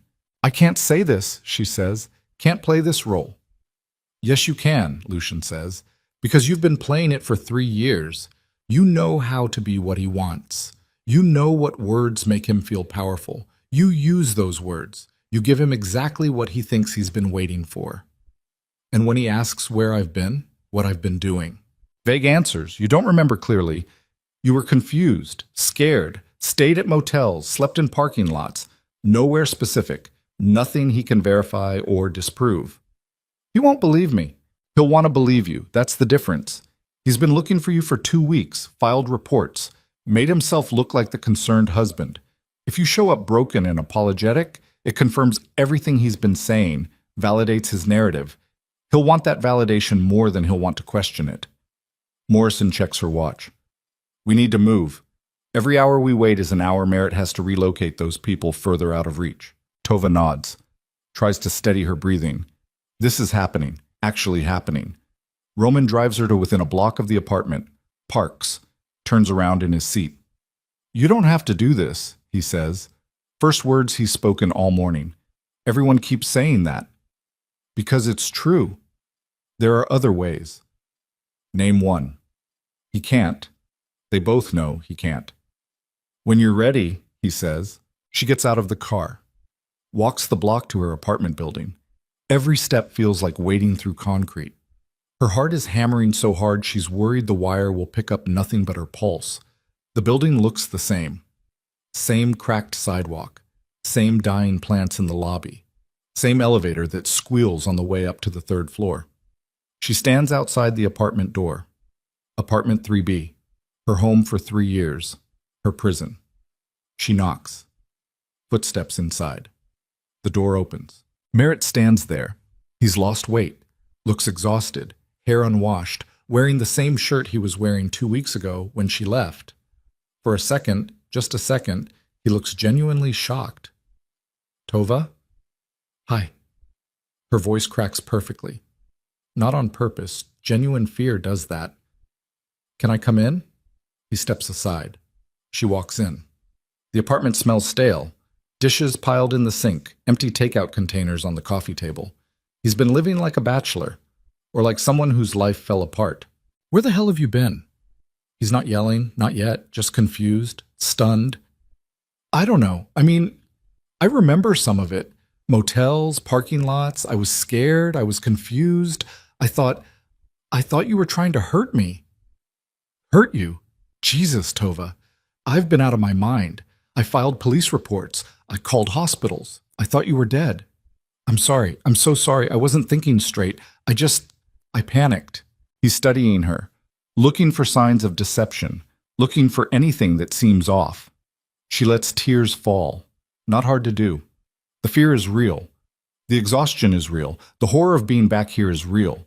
She just redirects it, uses it. I need help, she whispers. I know that now. I need the help you've been trying to give me, the doctors, the treatment. I'll sign whatever papers you want. I'll do whatever you think is best. I can't do this anymore. Can't keep running. Can't keep being so scared all the time. Something shifts in his expression. The suspicion softens. Not much, but enough. You're really sorry, he says. Not a question. A statement he wants confirmed. I'm really sorry. He pulls her into a hug. She forces herself not to flinch, forces herself to lean into it, to let him hold her. His cologne smells the same. His grip feels the same. Like ownership pretending to be affection. It's okay, he murmurs into her hair. You're home now. We'll fix this. We'll get you the help you need. She nods against his chest. Hopes the wire is picking all this up. Hopes Roman and Morrison are hearing every word. Merritt pulls back, looks at her face, wipes away her tears with his thumb. You look terrible. When's the last time you ate? I don't remember. Sit down. I'll make you something. Then we need to talk, really talk, about what happens next. She sits on the couch, the same couch where she used to hide from him, where she'd pretend to sleep so he wouldn't want sex, where she'd count the stains in the ceiling while he talked about his day and she planned escape routes she'd never use. Now she's using one. Merritt makes eggs, overcooked again, brings them to her with toast. She eats mechanically, barely tastes anything. He sits across from her in the armchair, watching, calculating. So where were you really? He asks. I told you, motels, my car. I don't remember all of it clearly. You were gone 2 weeks. That's a long time to not remember. I know. I think maybe I was having some kind of episode, like the doctor said, like the evaluations showed. His eyes narrow slightly. You read the evaluations? Careful, very careful. You showed them to me, remember? Before I left. You said I needed to see them, needed to understand how sick I was. He didn't show her. She found them by copying documents. But he doesn't remember what he did or didn't show her 2 weeks ago. Too much has happened. Too much chaos. Right, he says slowly. I remember. I'm sick, Merritt. I know that now. I need help. Real help. Whatever treatment you and the doctors think is best. That might mean inpatient care? Long term. Are you ready for that? If that's what it takes? He leans forward, elbows on his knees. I want to believe you. I really do. But you have to understand how this looks. You disappear for 2 weeks. No contact. No explanation. Then suddenly you show up saying you'll do whatever I want. That's convenient. Really convenient. I'm not lying. Then prove it. Tell me where you've been. Exactly. Day by day. She can't. The story Morrison gave her is deliberately vague because specific lies are easy to disprove. But Merritt is pushing, testing, looking for cracks. I told you, I don't remember everything clearly. Bullshit. He stands, starts pacing. You remember. You're just not telling me. Where were you, Tova? Who were you with? Nobody. I was alone. Alone for 2 weeks. Living in your car. And nobody saw you. Nobody called the police about a woman sleeping in parking lots. Nobody tried to help you. I moved around. Different places. I kept to myself. What places? What? Places. Each word bitten off, angry now. Annapolis, maybe. Or, I think I went to Delaware for a few days. I'm not sure. He stops pacing, stares at her. You think you went to Delaware. I wasn't keeping track. You weren't keeping track. He laughs. Harsh. Bitter. You know what I think? I think you're lying. I think someone got to you. Someone convinced you to run, to hide, to build some kind of case against me. Her pulse spikes. The wire is recording this. All of it. Him accusing her of exactly what she's doing. Nobody got to me, she says. I was alone. I was scared, that's all. Then you won't mind if I search you. The world stops. What?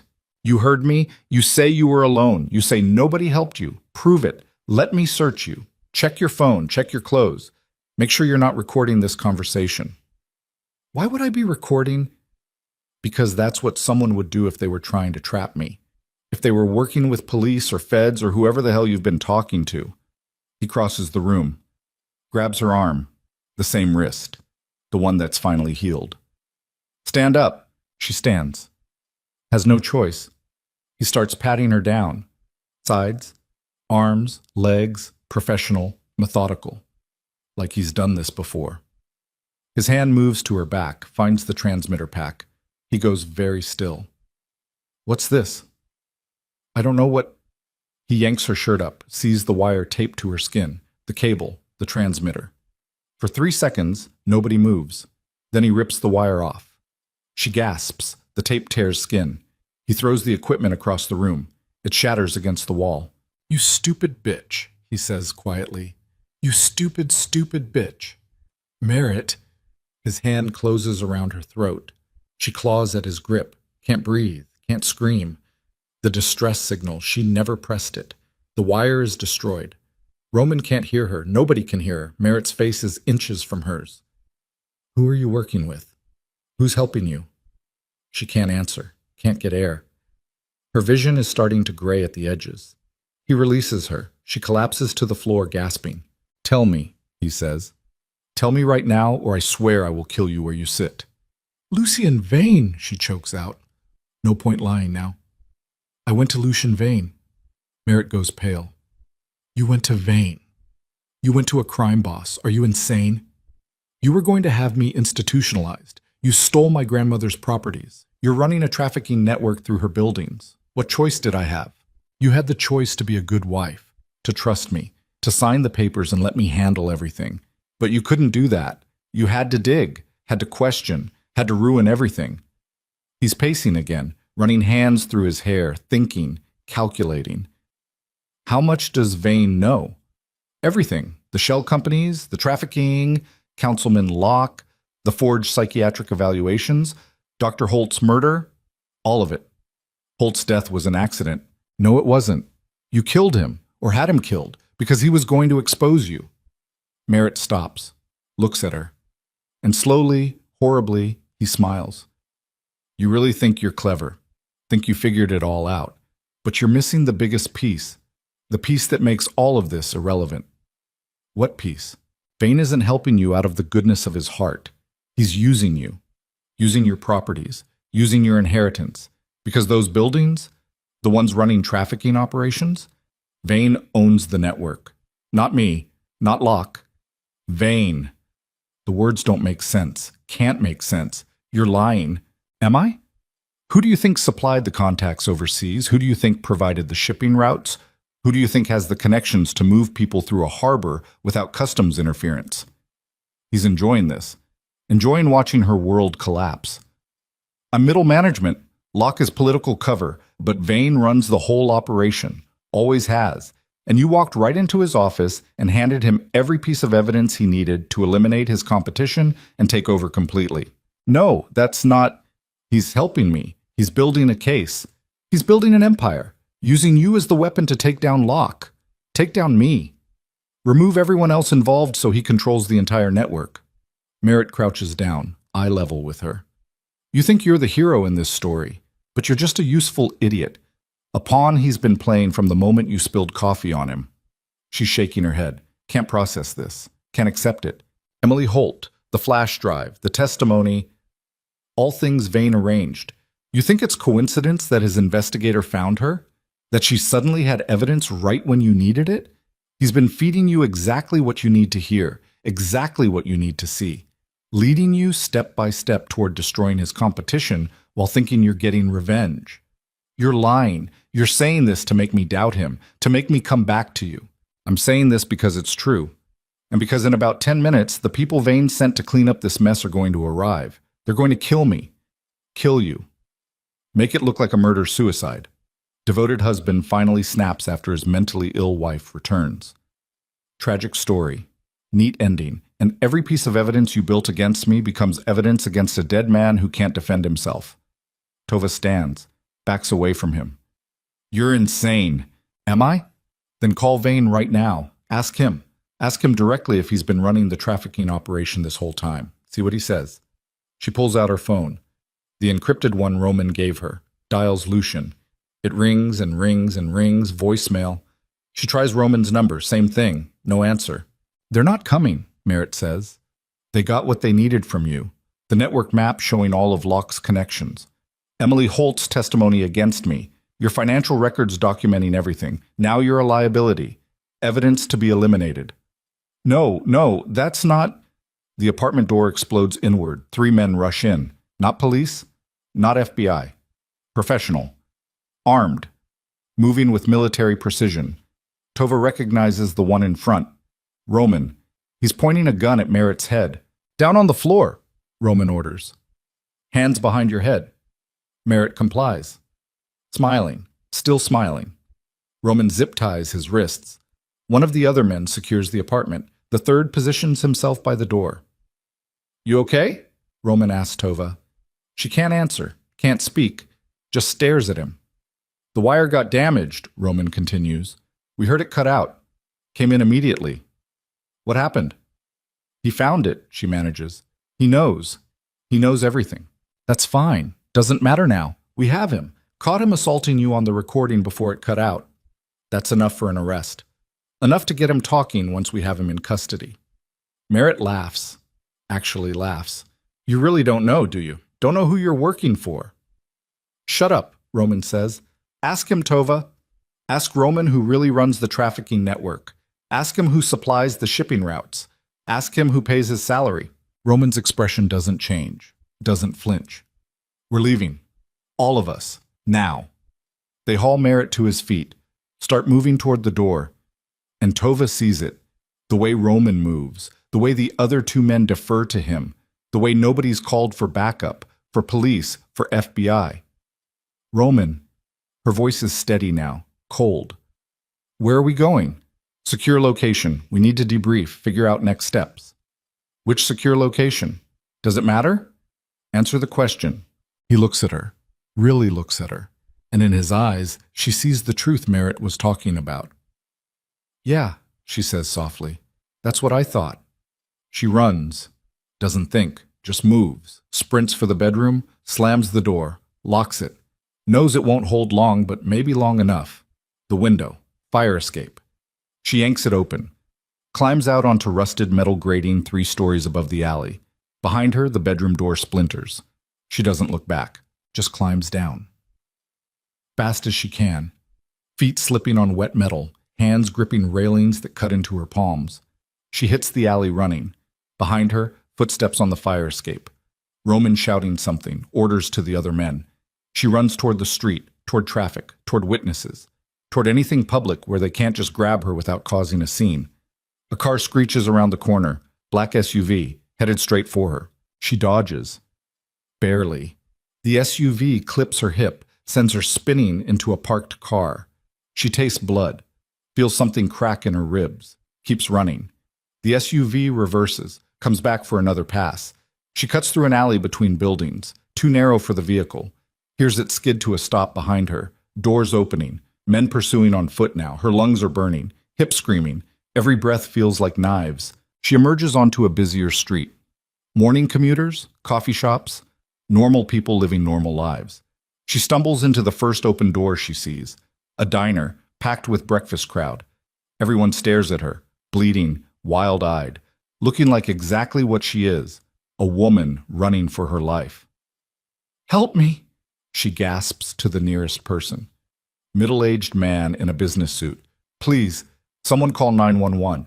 The man pulls out his phone. Roman appears in the diner doorway, calm, collected, smiling pleasantly.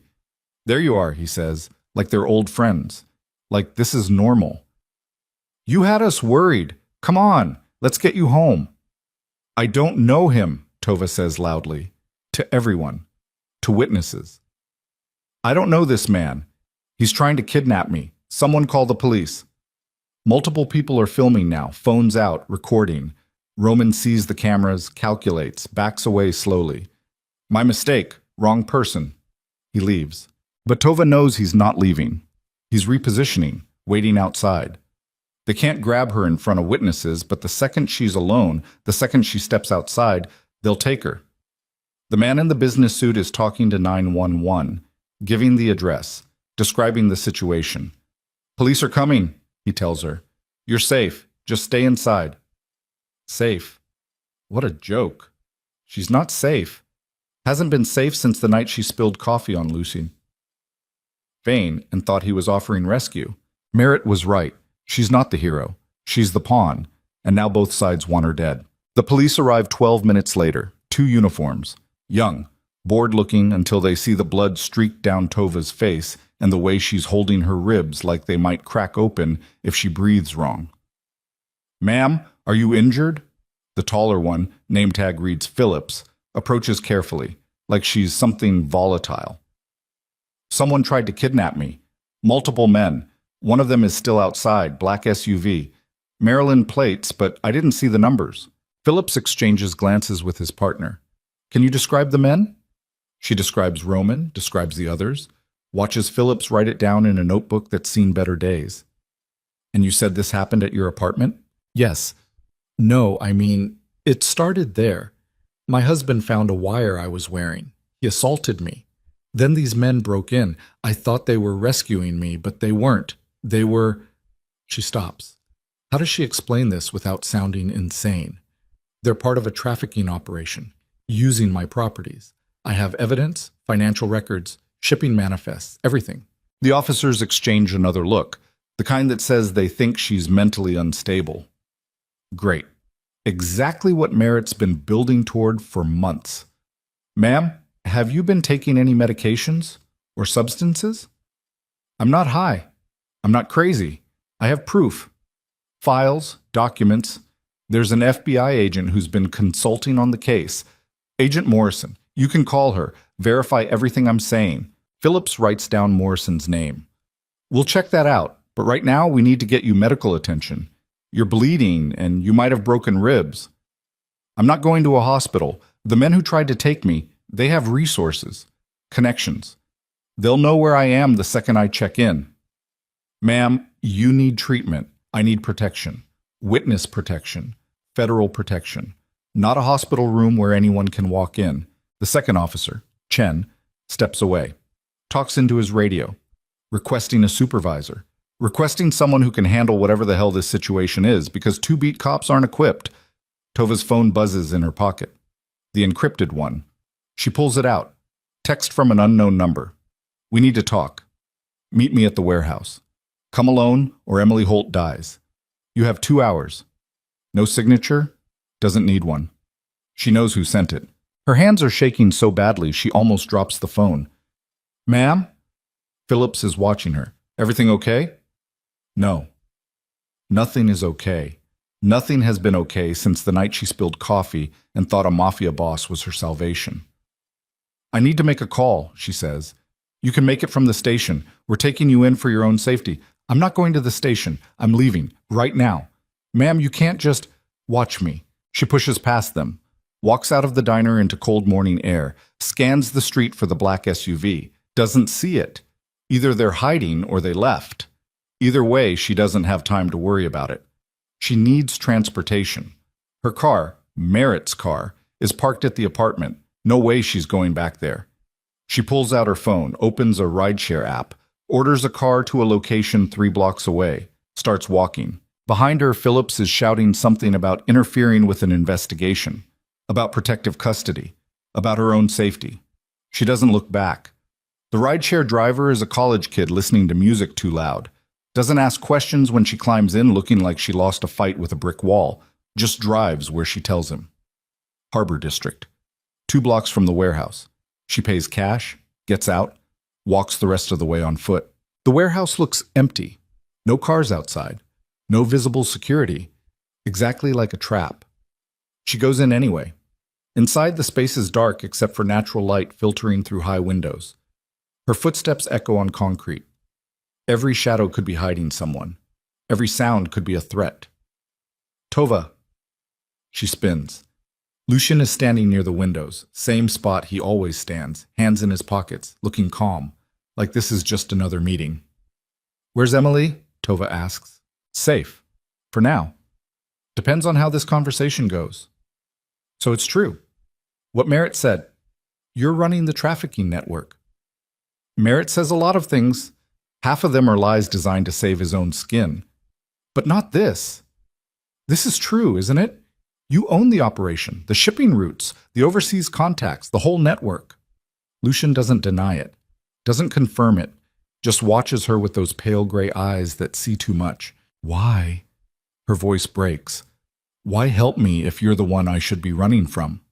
Because Merritt and Locke were becoming liabilities, getting sloppy, drawing attention, running operations through properties they didn't fully control, using doctors who kept records, making mistakes that would eventually expose the entire network. I needed them removed, and you gave me the perfect weapon to do it. So you used me. Yes. The word hits like a physical blow. No apology, no softening, just yes. The surveillance team that got killed, that was you. No, that was actually Merritt's people. He panicked when he found out about the investigation, started eliminating evidence. The team was collateral damage. And Torres, your investigator who leaked information, was feeding Merritt exactly what I wanted him to know. Controlled information, leading him to empty the buildings, scramble his operation, make mistakes I could exploit. Emily Holt, the flash drive. Was any of that real? All of it. Her husband really did create forged evaluations, really did die in a suspicious accident. The flash drive is legitimate evidence. I just made sure it found its way to you at exactly the right time. Tova laughs, harsh, bitter. And I believed every word, every piece of evidence, every promise you made about helping me get free. You are free. Merritt will be arrested. Locke will be exposed. The forged psychiatric evaluations will be entered into evidence showing you were a victim. You'll get your properties back. Everything I promised. Except you'll control them through me. Through a partnership, legitimate business, development projects, harbor revitalization. Very legal, very profitable. And the trafficking? Moves to different locations, different routes, more secure, better managed. You never have to see it, never have to know about it. You just collect rent and live your life. While people suffer, people were already suffering, will continue suffering regardless of what you or I do. At least my operation is efficient, professional, fewer casualties, better conditions during transport. I'm not the villain you want me to be, Tova. I'm just the villain you're stuck with. She's shaking, not from fear anymore, from rage. Pure incandescent rage that's been building for 3 years and finally has a target. Where's Roman? She asks. Handling Merritt. Making sure he doesn't say anything inconvenient before the police process him. You mean killing him? I mean ensuring he understands his options. Prison with a commuted sentence if he cooperates, or a cell where accidents happen, his choice. And me? What are my options? You work with me. We continue as planned. I dismantle Locke's political career. You testify against Merritt. The trafficking investigation focuses on them as the masterminds. I stay in the background, invisible. You get justice. I get control. Everyone wins. Except the people in your operation. They're not your responsibility. Yes, they are. They're being trafficked through my grandmother's buildings. That makes them my responsibility. Your grandmother's buildings are gone. Emptied. Cleaned. No evidence they were ever used for anything except legitimate storage and import business. Even if you went to the FBI right now and told them everything, even if they believed you, there's nothing to find. No witnesses. No victims currently being held.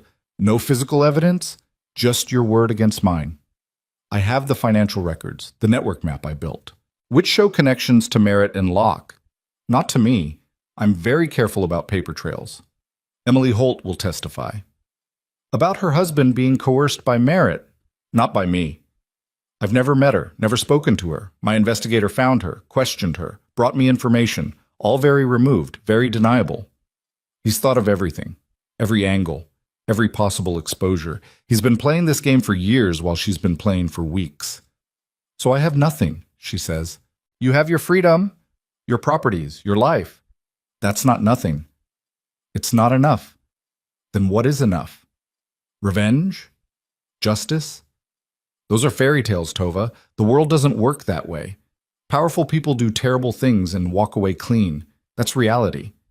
You can accept it and salvage what you can, or you can fight it and lose everything, including your life. She thinks about that, about the choices in front of her. Work with Lucienne and let the trafficking continue under new management. or fight him and probably die in the process. Not much of a choice. But then she thinks about the 6 people who were in that Federal Hill building, the 4 who were relocated, the 8 in the basement near the harbor. 18 people minimum, and those are just the ones she knows about. How many others? How many over the years? How many in the future if she walks away? I can't, she says. I can't just let this continue.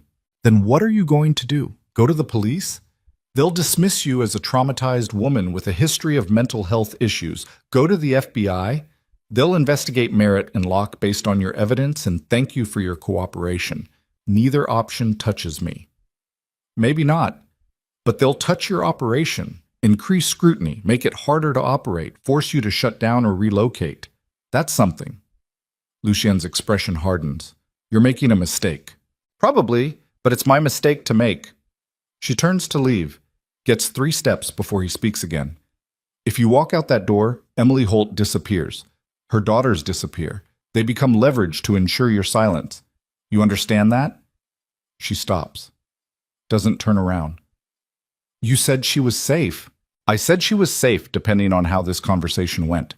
It's not going the way I needed it to, so she becomes insurance. You keep quiet. You play along. Or she and her children vanish into the same network you're so determined to destroy. You're threatening children. I'm protecting my interests. Now she turns around, looks at him, really looks at him, sees what she should have seen from the beginning. Not a savior, not an ally, just another man who takes what he wants and destroys anyone who gets in his way. You killed your sister, didn't you? She says. The one you said used to flinch like me. You killed her. Something flickers in his eyes. Just for a second. Then it's gone. My sister overdosed 8 years ago. After you got her addicted, after you used her the same way you're using me, after she tried to leave. You don't know what you're talking about. I know exactly what I'm talking about. I know men like you, men who see people as tools, resources, things to be used and discarded when they're no longer useful. Merritt was one. You're another. Same poison, different bottle. I'm nothing like your husband. You're exactly like my husband. The only difference is you're better at it. She walks toward the door, waits for him to stop her, physically, with threats, with violence. But he just watches. You're making a choice you can't take back, he says. Good. I'm tired of choices I regret. She leaves. Outside, Baltimore morning is warming up. Traffic building, people heading to work. She walks 3 blocks before her legs give out, sits down hard on a bus stop bench. Tries to figure out what the hell she's supposed to do now. She can't go to the police. Lucian's right about that. They'll see a woman with no credibility making wild accusations against a respected businessman. Can't go to the FBI. Morrison is on Lucien's payroll or compromised somehow. Has to be. Otherwise, why wasn't she at the apartment this morning? Why wasn't she coordinating the raid? Can't go back to the safe house. Can't go to the apartment. Can't go anywhere Lucian or Merritt's people might expect. She's completely alone. The thought should terrify her. Somehow it doesn't. Alone is familiar. Alone is what she's been for years, even when surrounded by people. Her phone buzzes. Different number this time, not encrypted, regular call. She almost doesn't answer, then recognizes the area code. Virginia. Hello? Tova Calloway? Female voice. Professional. Clipped. Who is this? Special Agent Rebecca Chen, FBI. I'm calling about a report filed by Baltimore PD this morning. An alleged kidnapping attempt. You were listed as the victim. Tova's heart rate spikes. Yes, that was me. Can you tell me what happened? She tells the story. Abbreviated version, Merritt, the wire, Roman breaking in, the chase, the diner. Leaves out Lucienne for now. Needs to feel out whether Chen is legitimate or another plant. Chen listens without interrupting. When Tova finishes, and you mention to the officers that there's an ongoing trafficking investigation, that you have evidence. Yes, financial records, shipping manifests, network maps showing connections between shell companies and offshore accounts. Who else knows about this evidence? Several people, the wrong people. It's complicated. I'm sure it is. Where are you right now? Tova looks around. Harbor District, near Patterson Park. Stay visible, stay public. I'm 40 minutes outside Baltimore. I can meet you. Review your evidence. Coordinate protection if your claims check out. How do I know you're legitimate? How do I know you're not working with them? You don't, but right now I'm your best option. You can meet me and take the chance I'm real, or you can keep running until someone catches up with you. Your call. Fair enough. Where do you want to meet? Police headquarters, downtown, public, secure, plenty of witnesses. I'll meet you in the lobby in 1 hour. Chen hangs up. Tova sits there holding her phone. This could be another trap, another manipulation, another person using her for their own agenda. Or it could be legitimate help. Only one way to find out. She stands, starts walking toward downtown. Her ribs are screaming. Her hip is swelling where the SUV clipped her. Every step hurts, but she keeps moving. Takes her 45 minutes on foot. She arrives at police headquarters 10 minutes early. The building is modern, glass and steel, security checkpoints, cameras everywhere. Exactly the kind of place where someone can't just grab her without consequences. She waits in the lobby, watches people come and go. Officers, civilians, lawyers. The machinery of justice grinding forward like it always does. Slow, imperfect, but present. A woman approaches.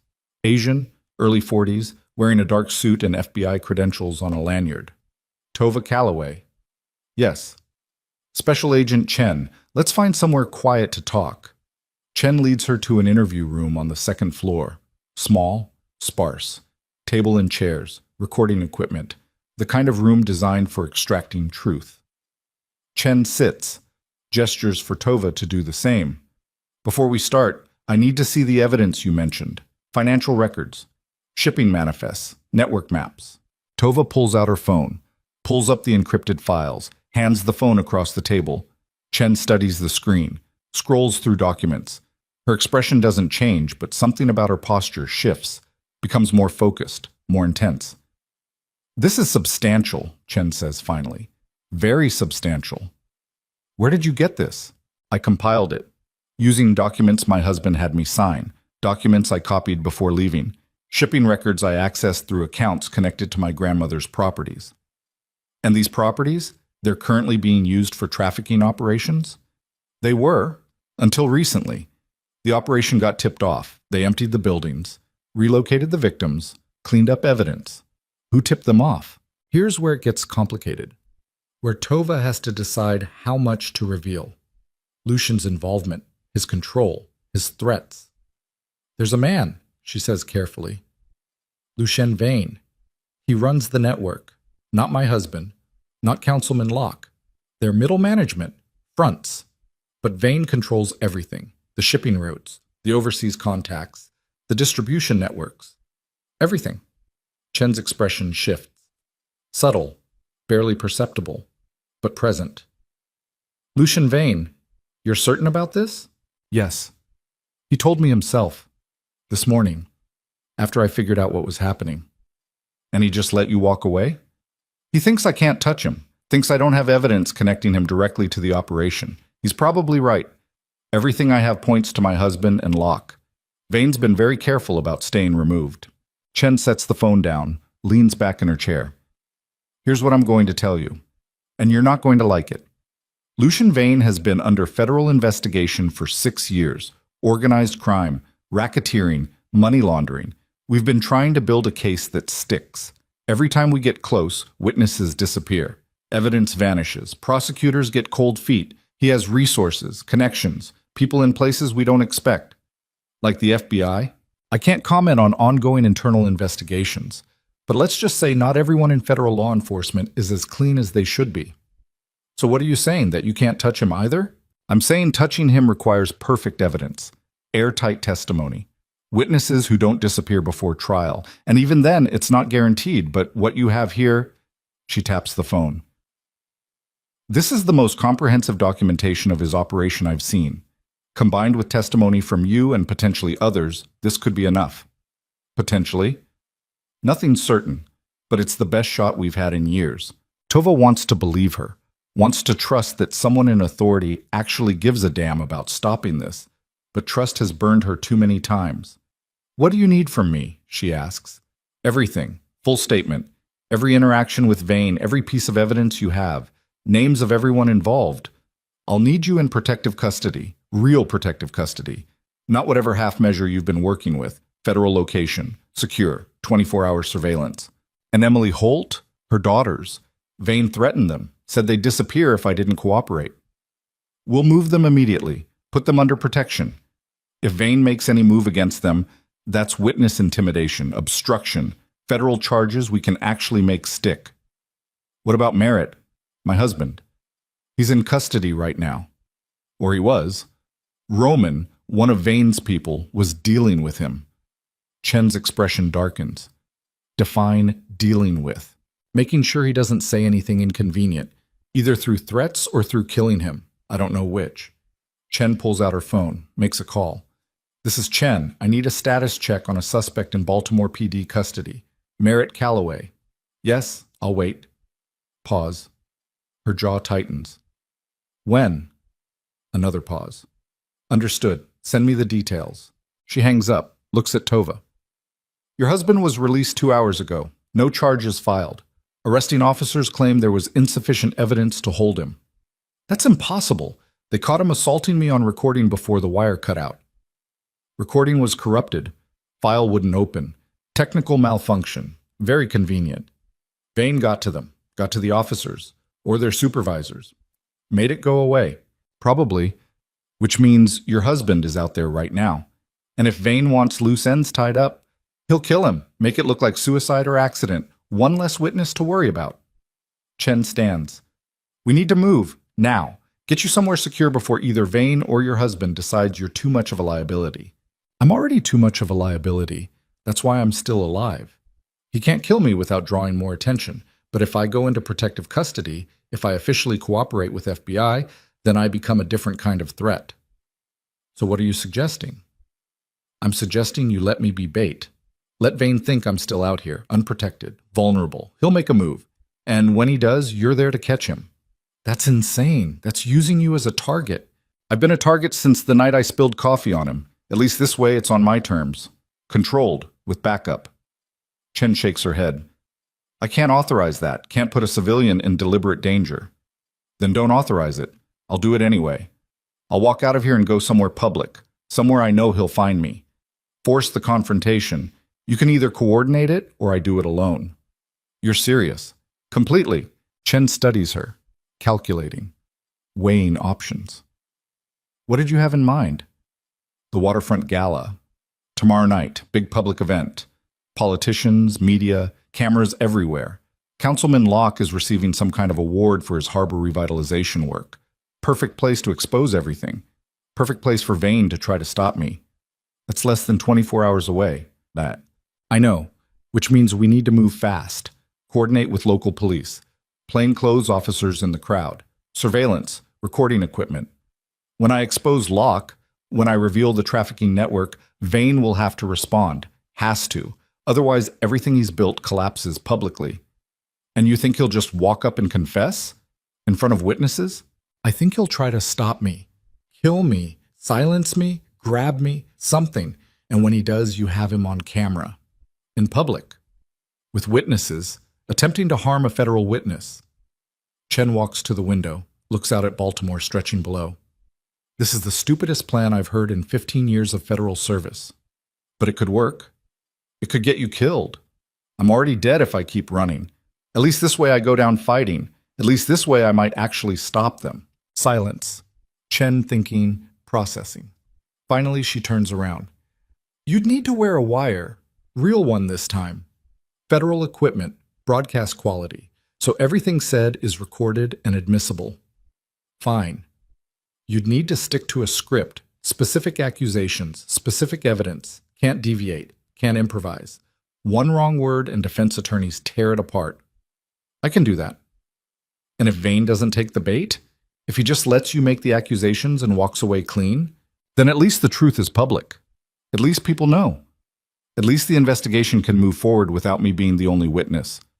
Chen pulls out her phone again, starts typing. I'm running this up the chain, getting approval, coordinating resources. But Tova, if we do this, you follow my instructions exactly. No heroics, no improvisation. You say what we tell you to say. You go where we tell you to go. And when I give the extraction signal, you move immediately. Understood? Understood. And one more thing. If this goes wrong, if Vane gets to you before we can stop him, you're not just risking your life, you're risking Emily Holt's life, her daughter's lives, everyone connected to this investigation. You comfortable with that? Is she? Is she comfortable gambling other people's lives on her plan, her desperation, her need to see this through? She thinks about her grandmother, about those buildings, about the 18 people who were prisoners, about the hundreds or thousands more who will end up the same way if she doesn't stop this. I'm comfortable with it, she says. Chen nods. Then let's get to work. We have less than a day to plan an operation that should take weeks. And if we screw this up, people die. So we don't screw it up. She opens the door, calls for someone named Rodriguez. Within minutes, the room is filling with agents, laptops, equipment, maps of the convention center where tomorrow's gala is being held. And Tova sits in the center of it all, watching her final play come together, knowing that in 24 hours she'll either be free or dead. But at least she'll go down swinging. At least Merritt and Lucian and Councilman Locke will finally understand what it means to underestimate a woman with nothing left to lose. The Baltimore Convention Center glitters like a promise under television lights. Crystal chandeliers hang from vaulted ceilings. Orchestra music drifts through the grand ballroom where 500 guests in designer gowns and tailored suits sip champagne and pretend they care about harbor revitalization instead of the networking opportunities and photo ops. Tova stands in the service corridor outside the ballroom, breathing slowly through her nose, trying to keep her heart rate under control. The wire taped between her breasts feels like it's burning through her skin, even though she knows it's room temperature. Federal equipment. Broadcast quality. Agent Chen tested it 3 times before letting her leave the hotel room this morning. The emerald gown they gave her fits perfectly. Borrowed from evidence lockup. Seized from some white-collar criminal's wife during an asset forfeiture. The irony isn't lost on Tova. She's wearing a criminal's dress to expose criminals, poetic in a sick way. Chen's voice crackles in her hidden earpiece. Sound check. Can you hear me? Tova touches her right ear briefly. The signal for yes. Good. We have 15 agents positioned throughout the ballroom. Plain clothes, 6 more on perimeter exits. SWAT teams staged 2 blocks away if this goes sideways. You remember the script? Another ear touch. And you remember the extraction signal? 2 sharp whistles. You hear that? You move to the east exit immediately. Don't stop. Don't look back. Rodriguez will intercept you and get you out. Ear touch. Okay, Locke takes the stage in 8 minutes for his acceptance speech. That's your window. Wait until he's mid-speech. Maximum cameras, maximum witnesses. Then you walk up those side steps to the stage. We've cleared it with event security. You're listed as a surprise presenter. Nobody will stop you. This is insane. Completely insane. Walking onto a stage in front of 500 people in Baltimore's entire media establishment to accuse a city councilman of running a trafficking network, while the man who actually runs it watches from somewhere in that crowd.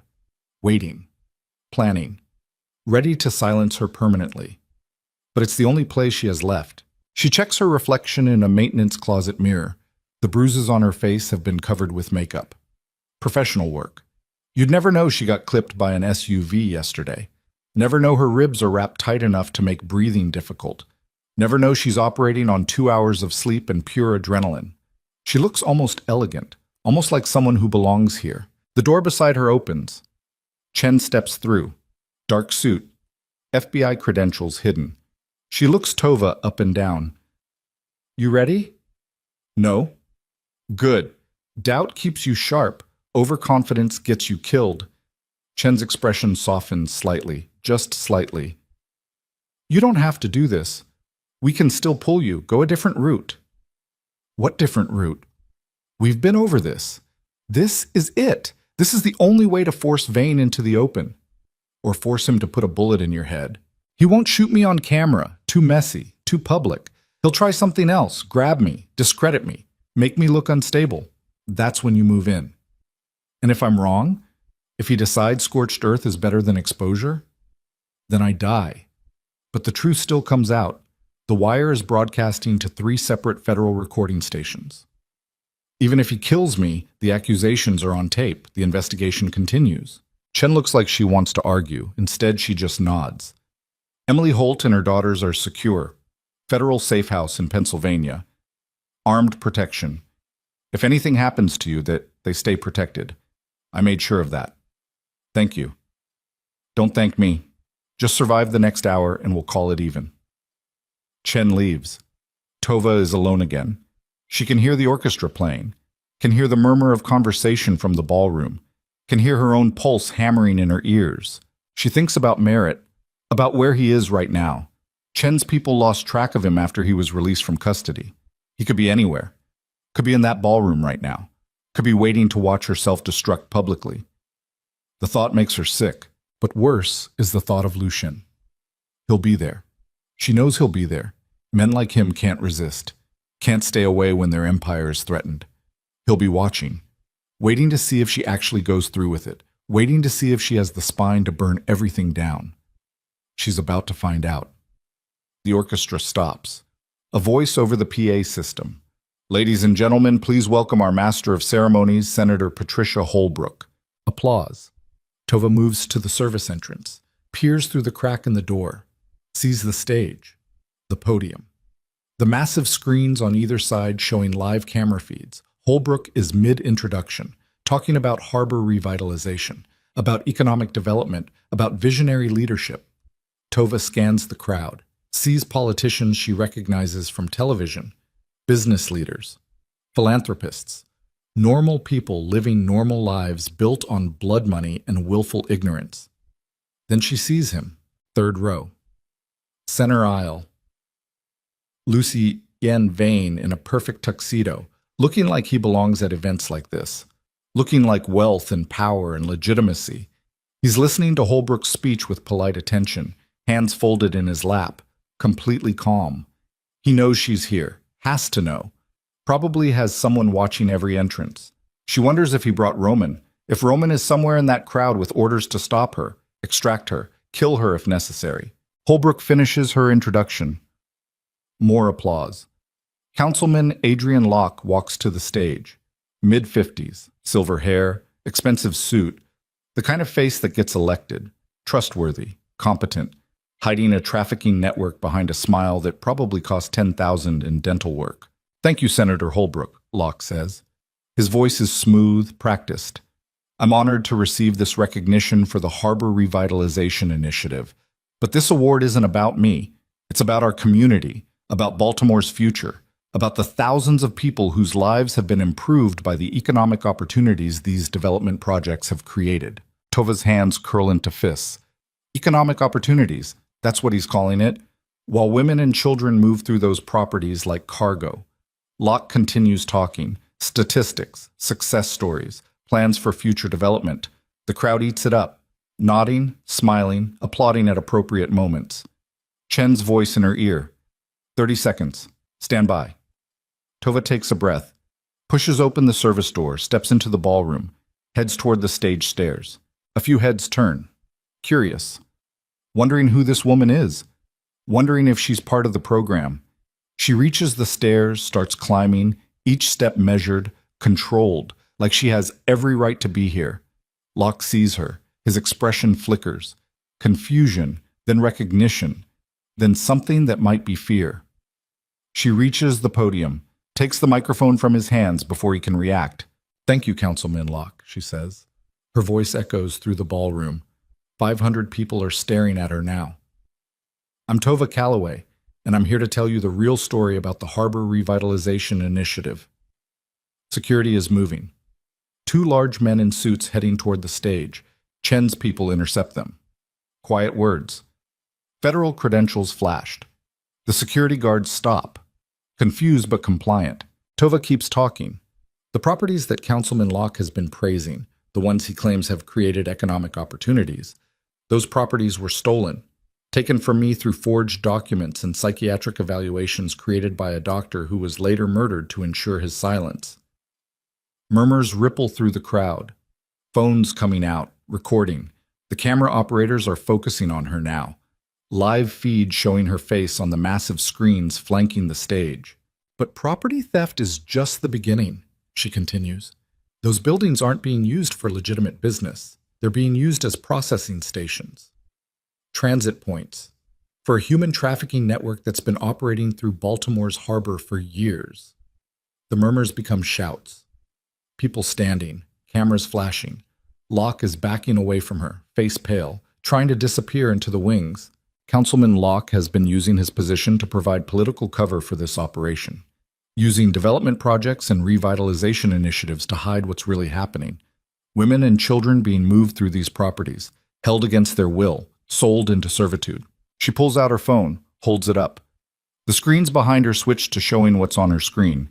Financial records, shipping manifests, the network map showing connections between shell companies and offshore accounts. This is the evidence. Bank statements showing illegal deposits, shipping records showing cargo that doesn't match declared contents, corporate structures designed specifically to hide the flow of money and human beings. The ballroom is chaos now. Reporters shouting questions, politicians trying to leave, security attempting to restore order. Chen's agents moving through the crowd, positioning themselves. Tova's eyes find Lucien. He hasn't moved, still sitting, still calm, just watching her with those pale gray eyes. But Councilman Locke isn't the mastermind, she says, voice steady, clear. He's middle management.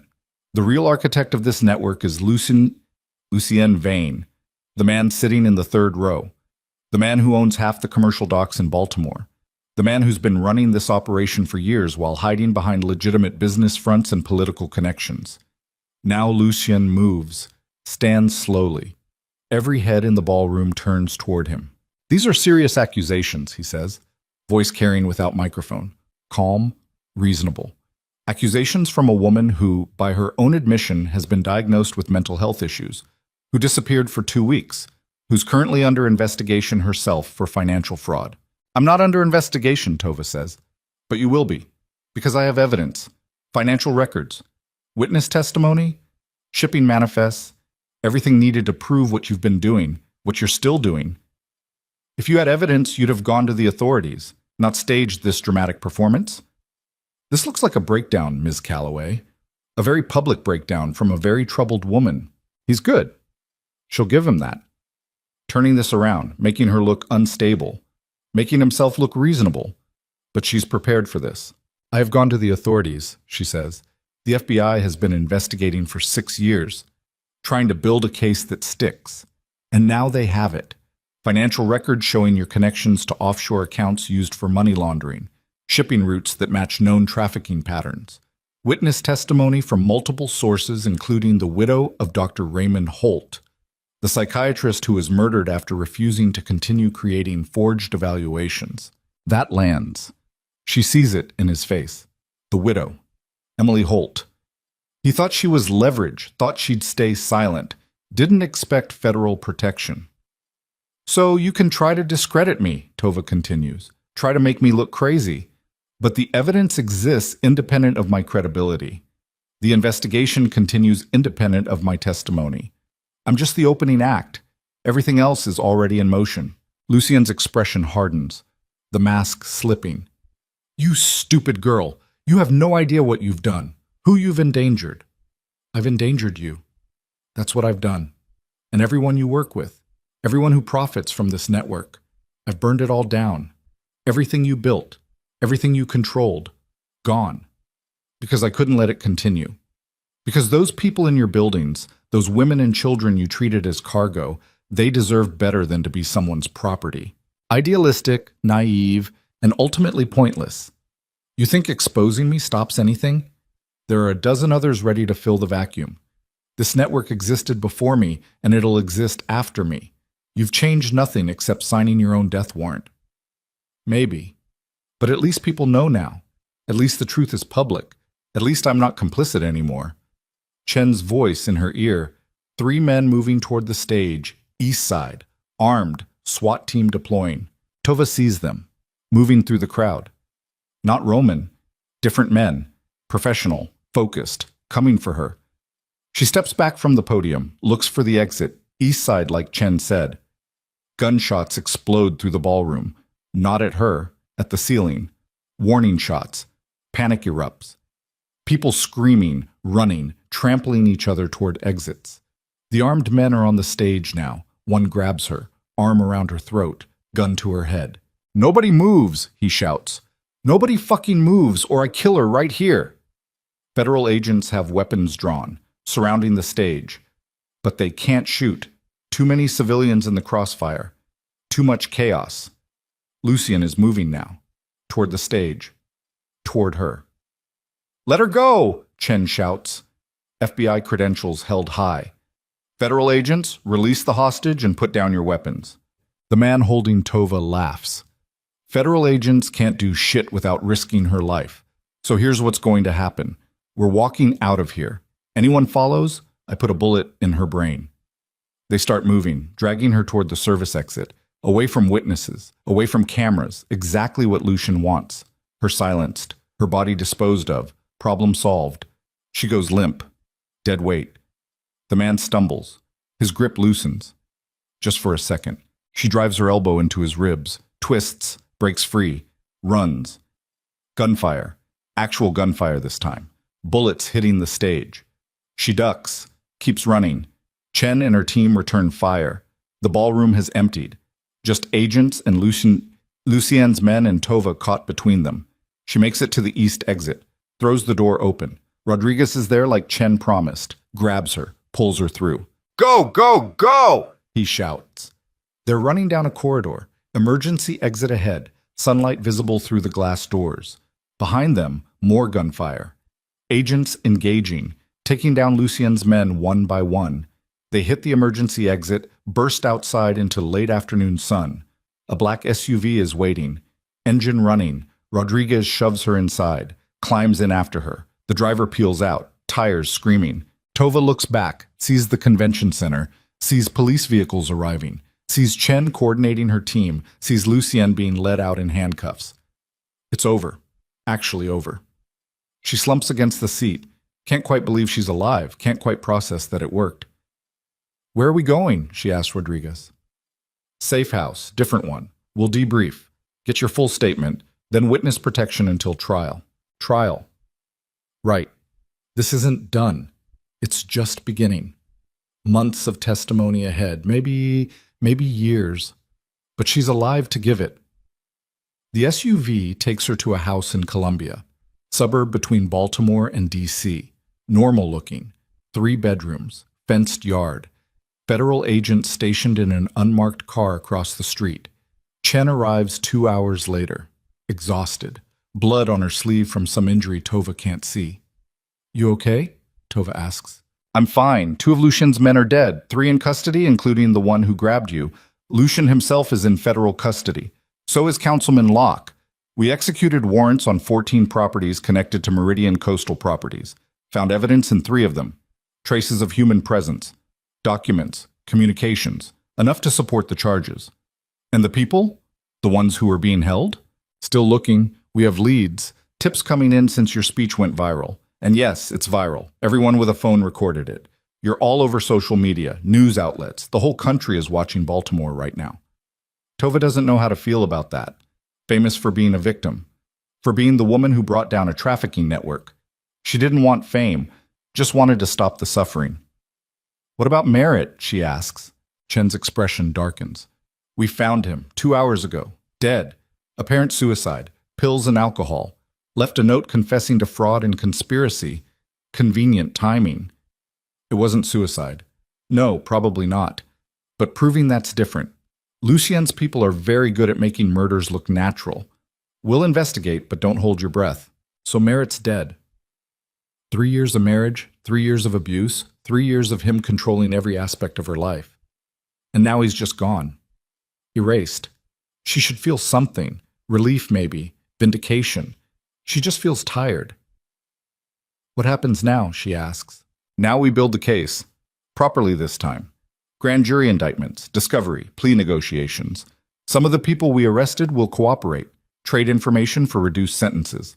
That information leads to more arrests, more warrants, more exposure. This is going to take years to fully dismantle, but we're dismantling it." "And me?" "You testify. Multiple trials probably. Lucien's, Locke's, maybe others. Then witness protection, new identity, new location, new life, the whole package. New life. Tova tries to imagine that. Being someone else. Living somewhere else. No ties to Baltimore, no ties to her old name, no ties to anything she knew before. Sounds like freedom. When do we start? She asks.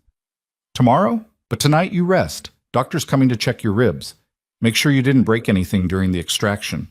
Then sleep. Actual sleep. You've earned it. Chen leaves. The house settles into silence. Tova sits on the couch in the living room, watching evening light fade through the windows. She thinks about her grandmother, wonders what the old woman would say about all this, about the properties being reclaimed, about the trafficking network being exposed, about Tova finally standing up and fighting back, probably something sarcastic. Her grandmother wasn't sentimental, wasn't given to praise, just expected people to do what needed doing and move on. Tova did what needed doing. The question is what comes next. Bam. 6 months pass in depositions and grand jury testimony and endless debriefings.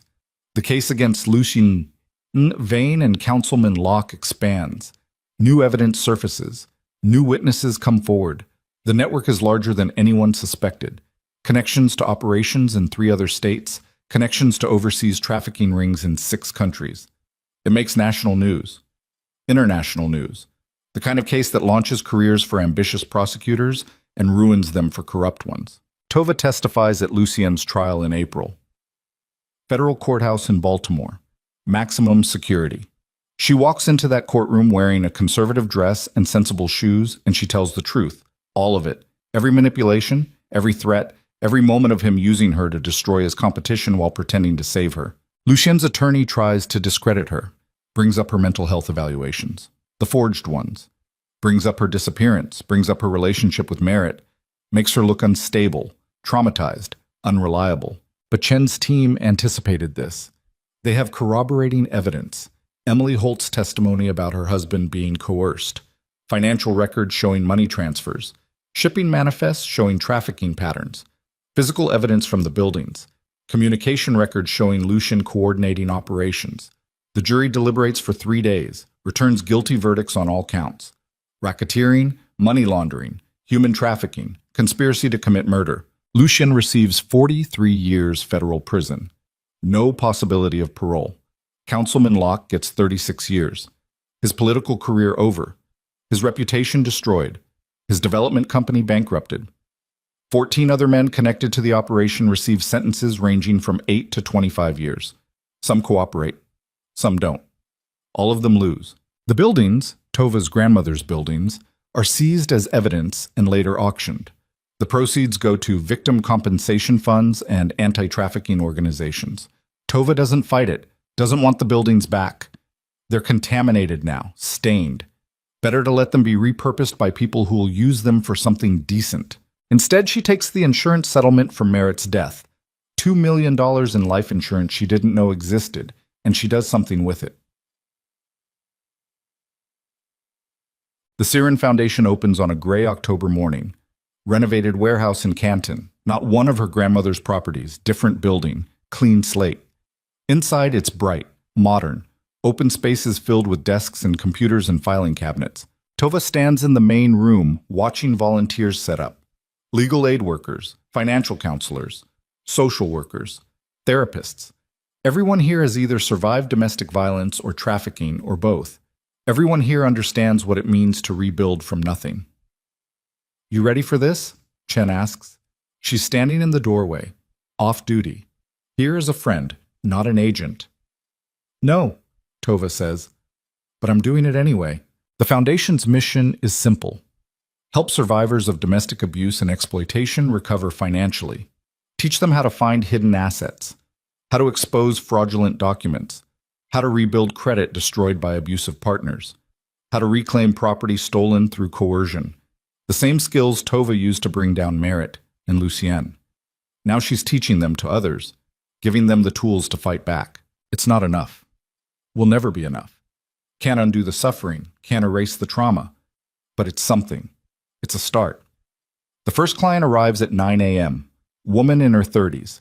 Black eye poorly concealed with makeup. two small children holding her hands, looking terrified but determined. Tova greets her, shows her to a consultation room, sits across from her at a simple table. "Tell me your story," Tova says. And the woman does. The foundation runs for 2 years before Tova enters witness protection. The FBI catches wind of threats. Contract put out by associates of Lucian's operation. Not immediate. Not credible enough to panic, but enough to warrant relocation. So Tova disappears. New name, new city, new life. She leaves the foundation in the hands of her deputy director, a woman named Sarah who survived 15 years of trafficking before escaping. Sarah runs it better than Tova did. More passion, more fire, more personal understanding of exactly what clients are facing. Tova settles in a small city in Colorado, works as an accountant for a nonprofit. Quiet job, boring job, perfect job. She lives alone in a one-bedroom apartment. No pets, no relationships, no complications. Sometimes she thinks about Baltimore, about her grandmother, about the buildings, about Merritt and Lucien, and all the people who thought they could control her. Mostly she just lives. One morning, 3 years after the trial, she's having coffee at a cafe near her apartment when she sees him. Different name, different appearance, heavier. Beard now, but she'd recognize those eyes anywhere. Roman. He's sitting 3 tables away, reading a newspaper, hasn't seen her yet. Her hand goes to her phone, should call her handler, should report this, should trigger whatever emergency protocol exists for blown cover. But she doesn't. Instead, she stands, walks to his table, sits down across from him. He looks up, recognizes her immediately. His expression doesn't change. "Small world," he says quietly. "Not that small. You followed me here." "No, I live here. Moved 2 years ago. Witness protection, same as you. Turns out cooperating with federal investigators gets you a new identity too." "You cooperated?" "Testified against 3 of Lucian's lieutenants. They're serving 20 years each because of me. So yeah, I cooperated. Couldn't really go back to the organization after that." They sit in silence. 2 people who tried to kill each other once, now just 2 people trying to live quiet lives far from Baltimore. "You ever miss it?" Roman asks. "The action, the intensity, the feeling of being at the center of something important." "No," she says. "I miss feeling safe. I miss trusting people. I miss not waking up checking windows and doors. But the action, never." "Fair enough?" More silence. Then, "Why didn't you kill me that day? At the apartment, you had orders, you could have." He thinks about that. "Because you reminded me of someone. My sister. She was in a bad situation, abusive relationship. I didn't help her, didn't even try, just told her to handle it herself. She died. Overdose. Maybe accident, maybe not. I'll never know. But I know I should have helped, should have done something. So when I saw you, when I saw how desperate you were to stop Lucian, even though it meant risking everything, I couldn't do it. Couldn't kill someone trying that hard to do the right thing. Espus. So you let me run. So I let you run. Got me fired, got me targeted. Got me sitting in front of federal agents explaining everything I knew about Lucian's operation. Got me here. Which I guess is better than prison. So thanks for that." She almost smiles. Almost. "You're welcome." He goes back to his newspaper. She goes back to her coffee.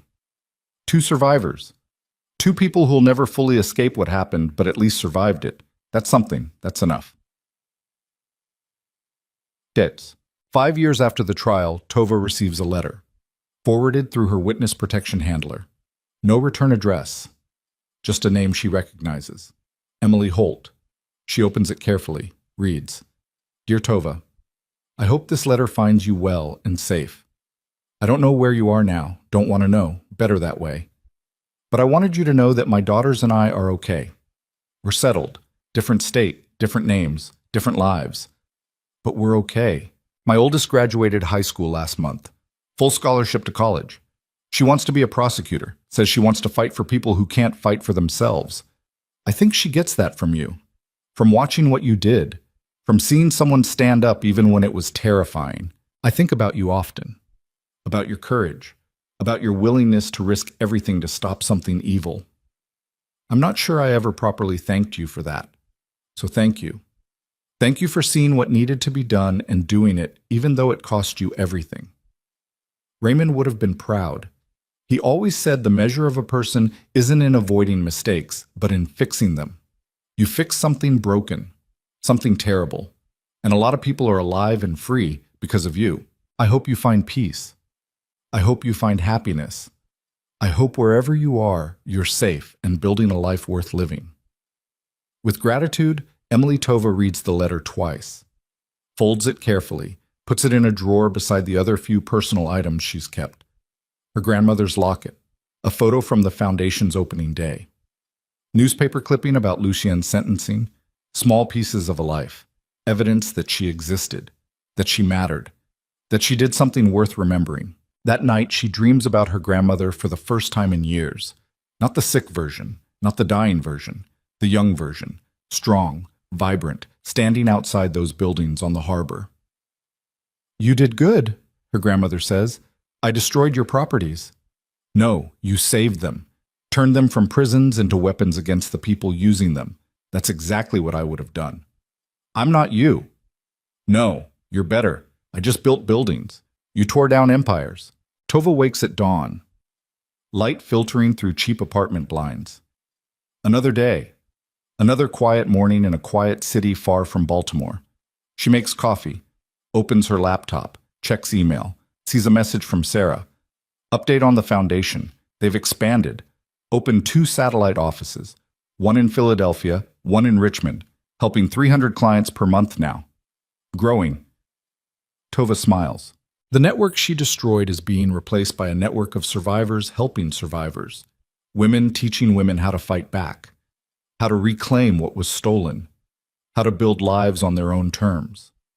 That's the inheritance her grandmother left.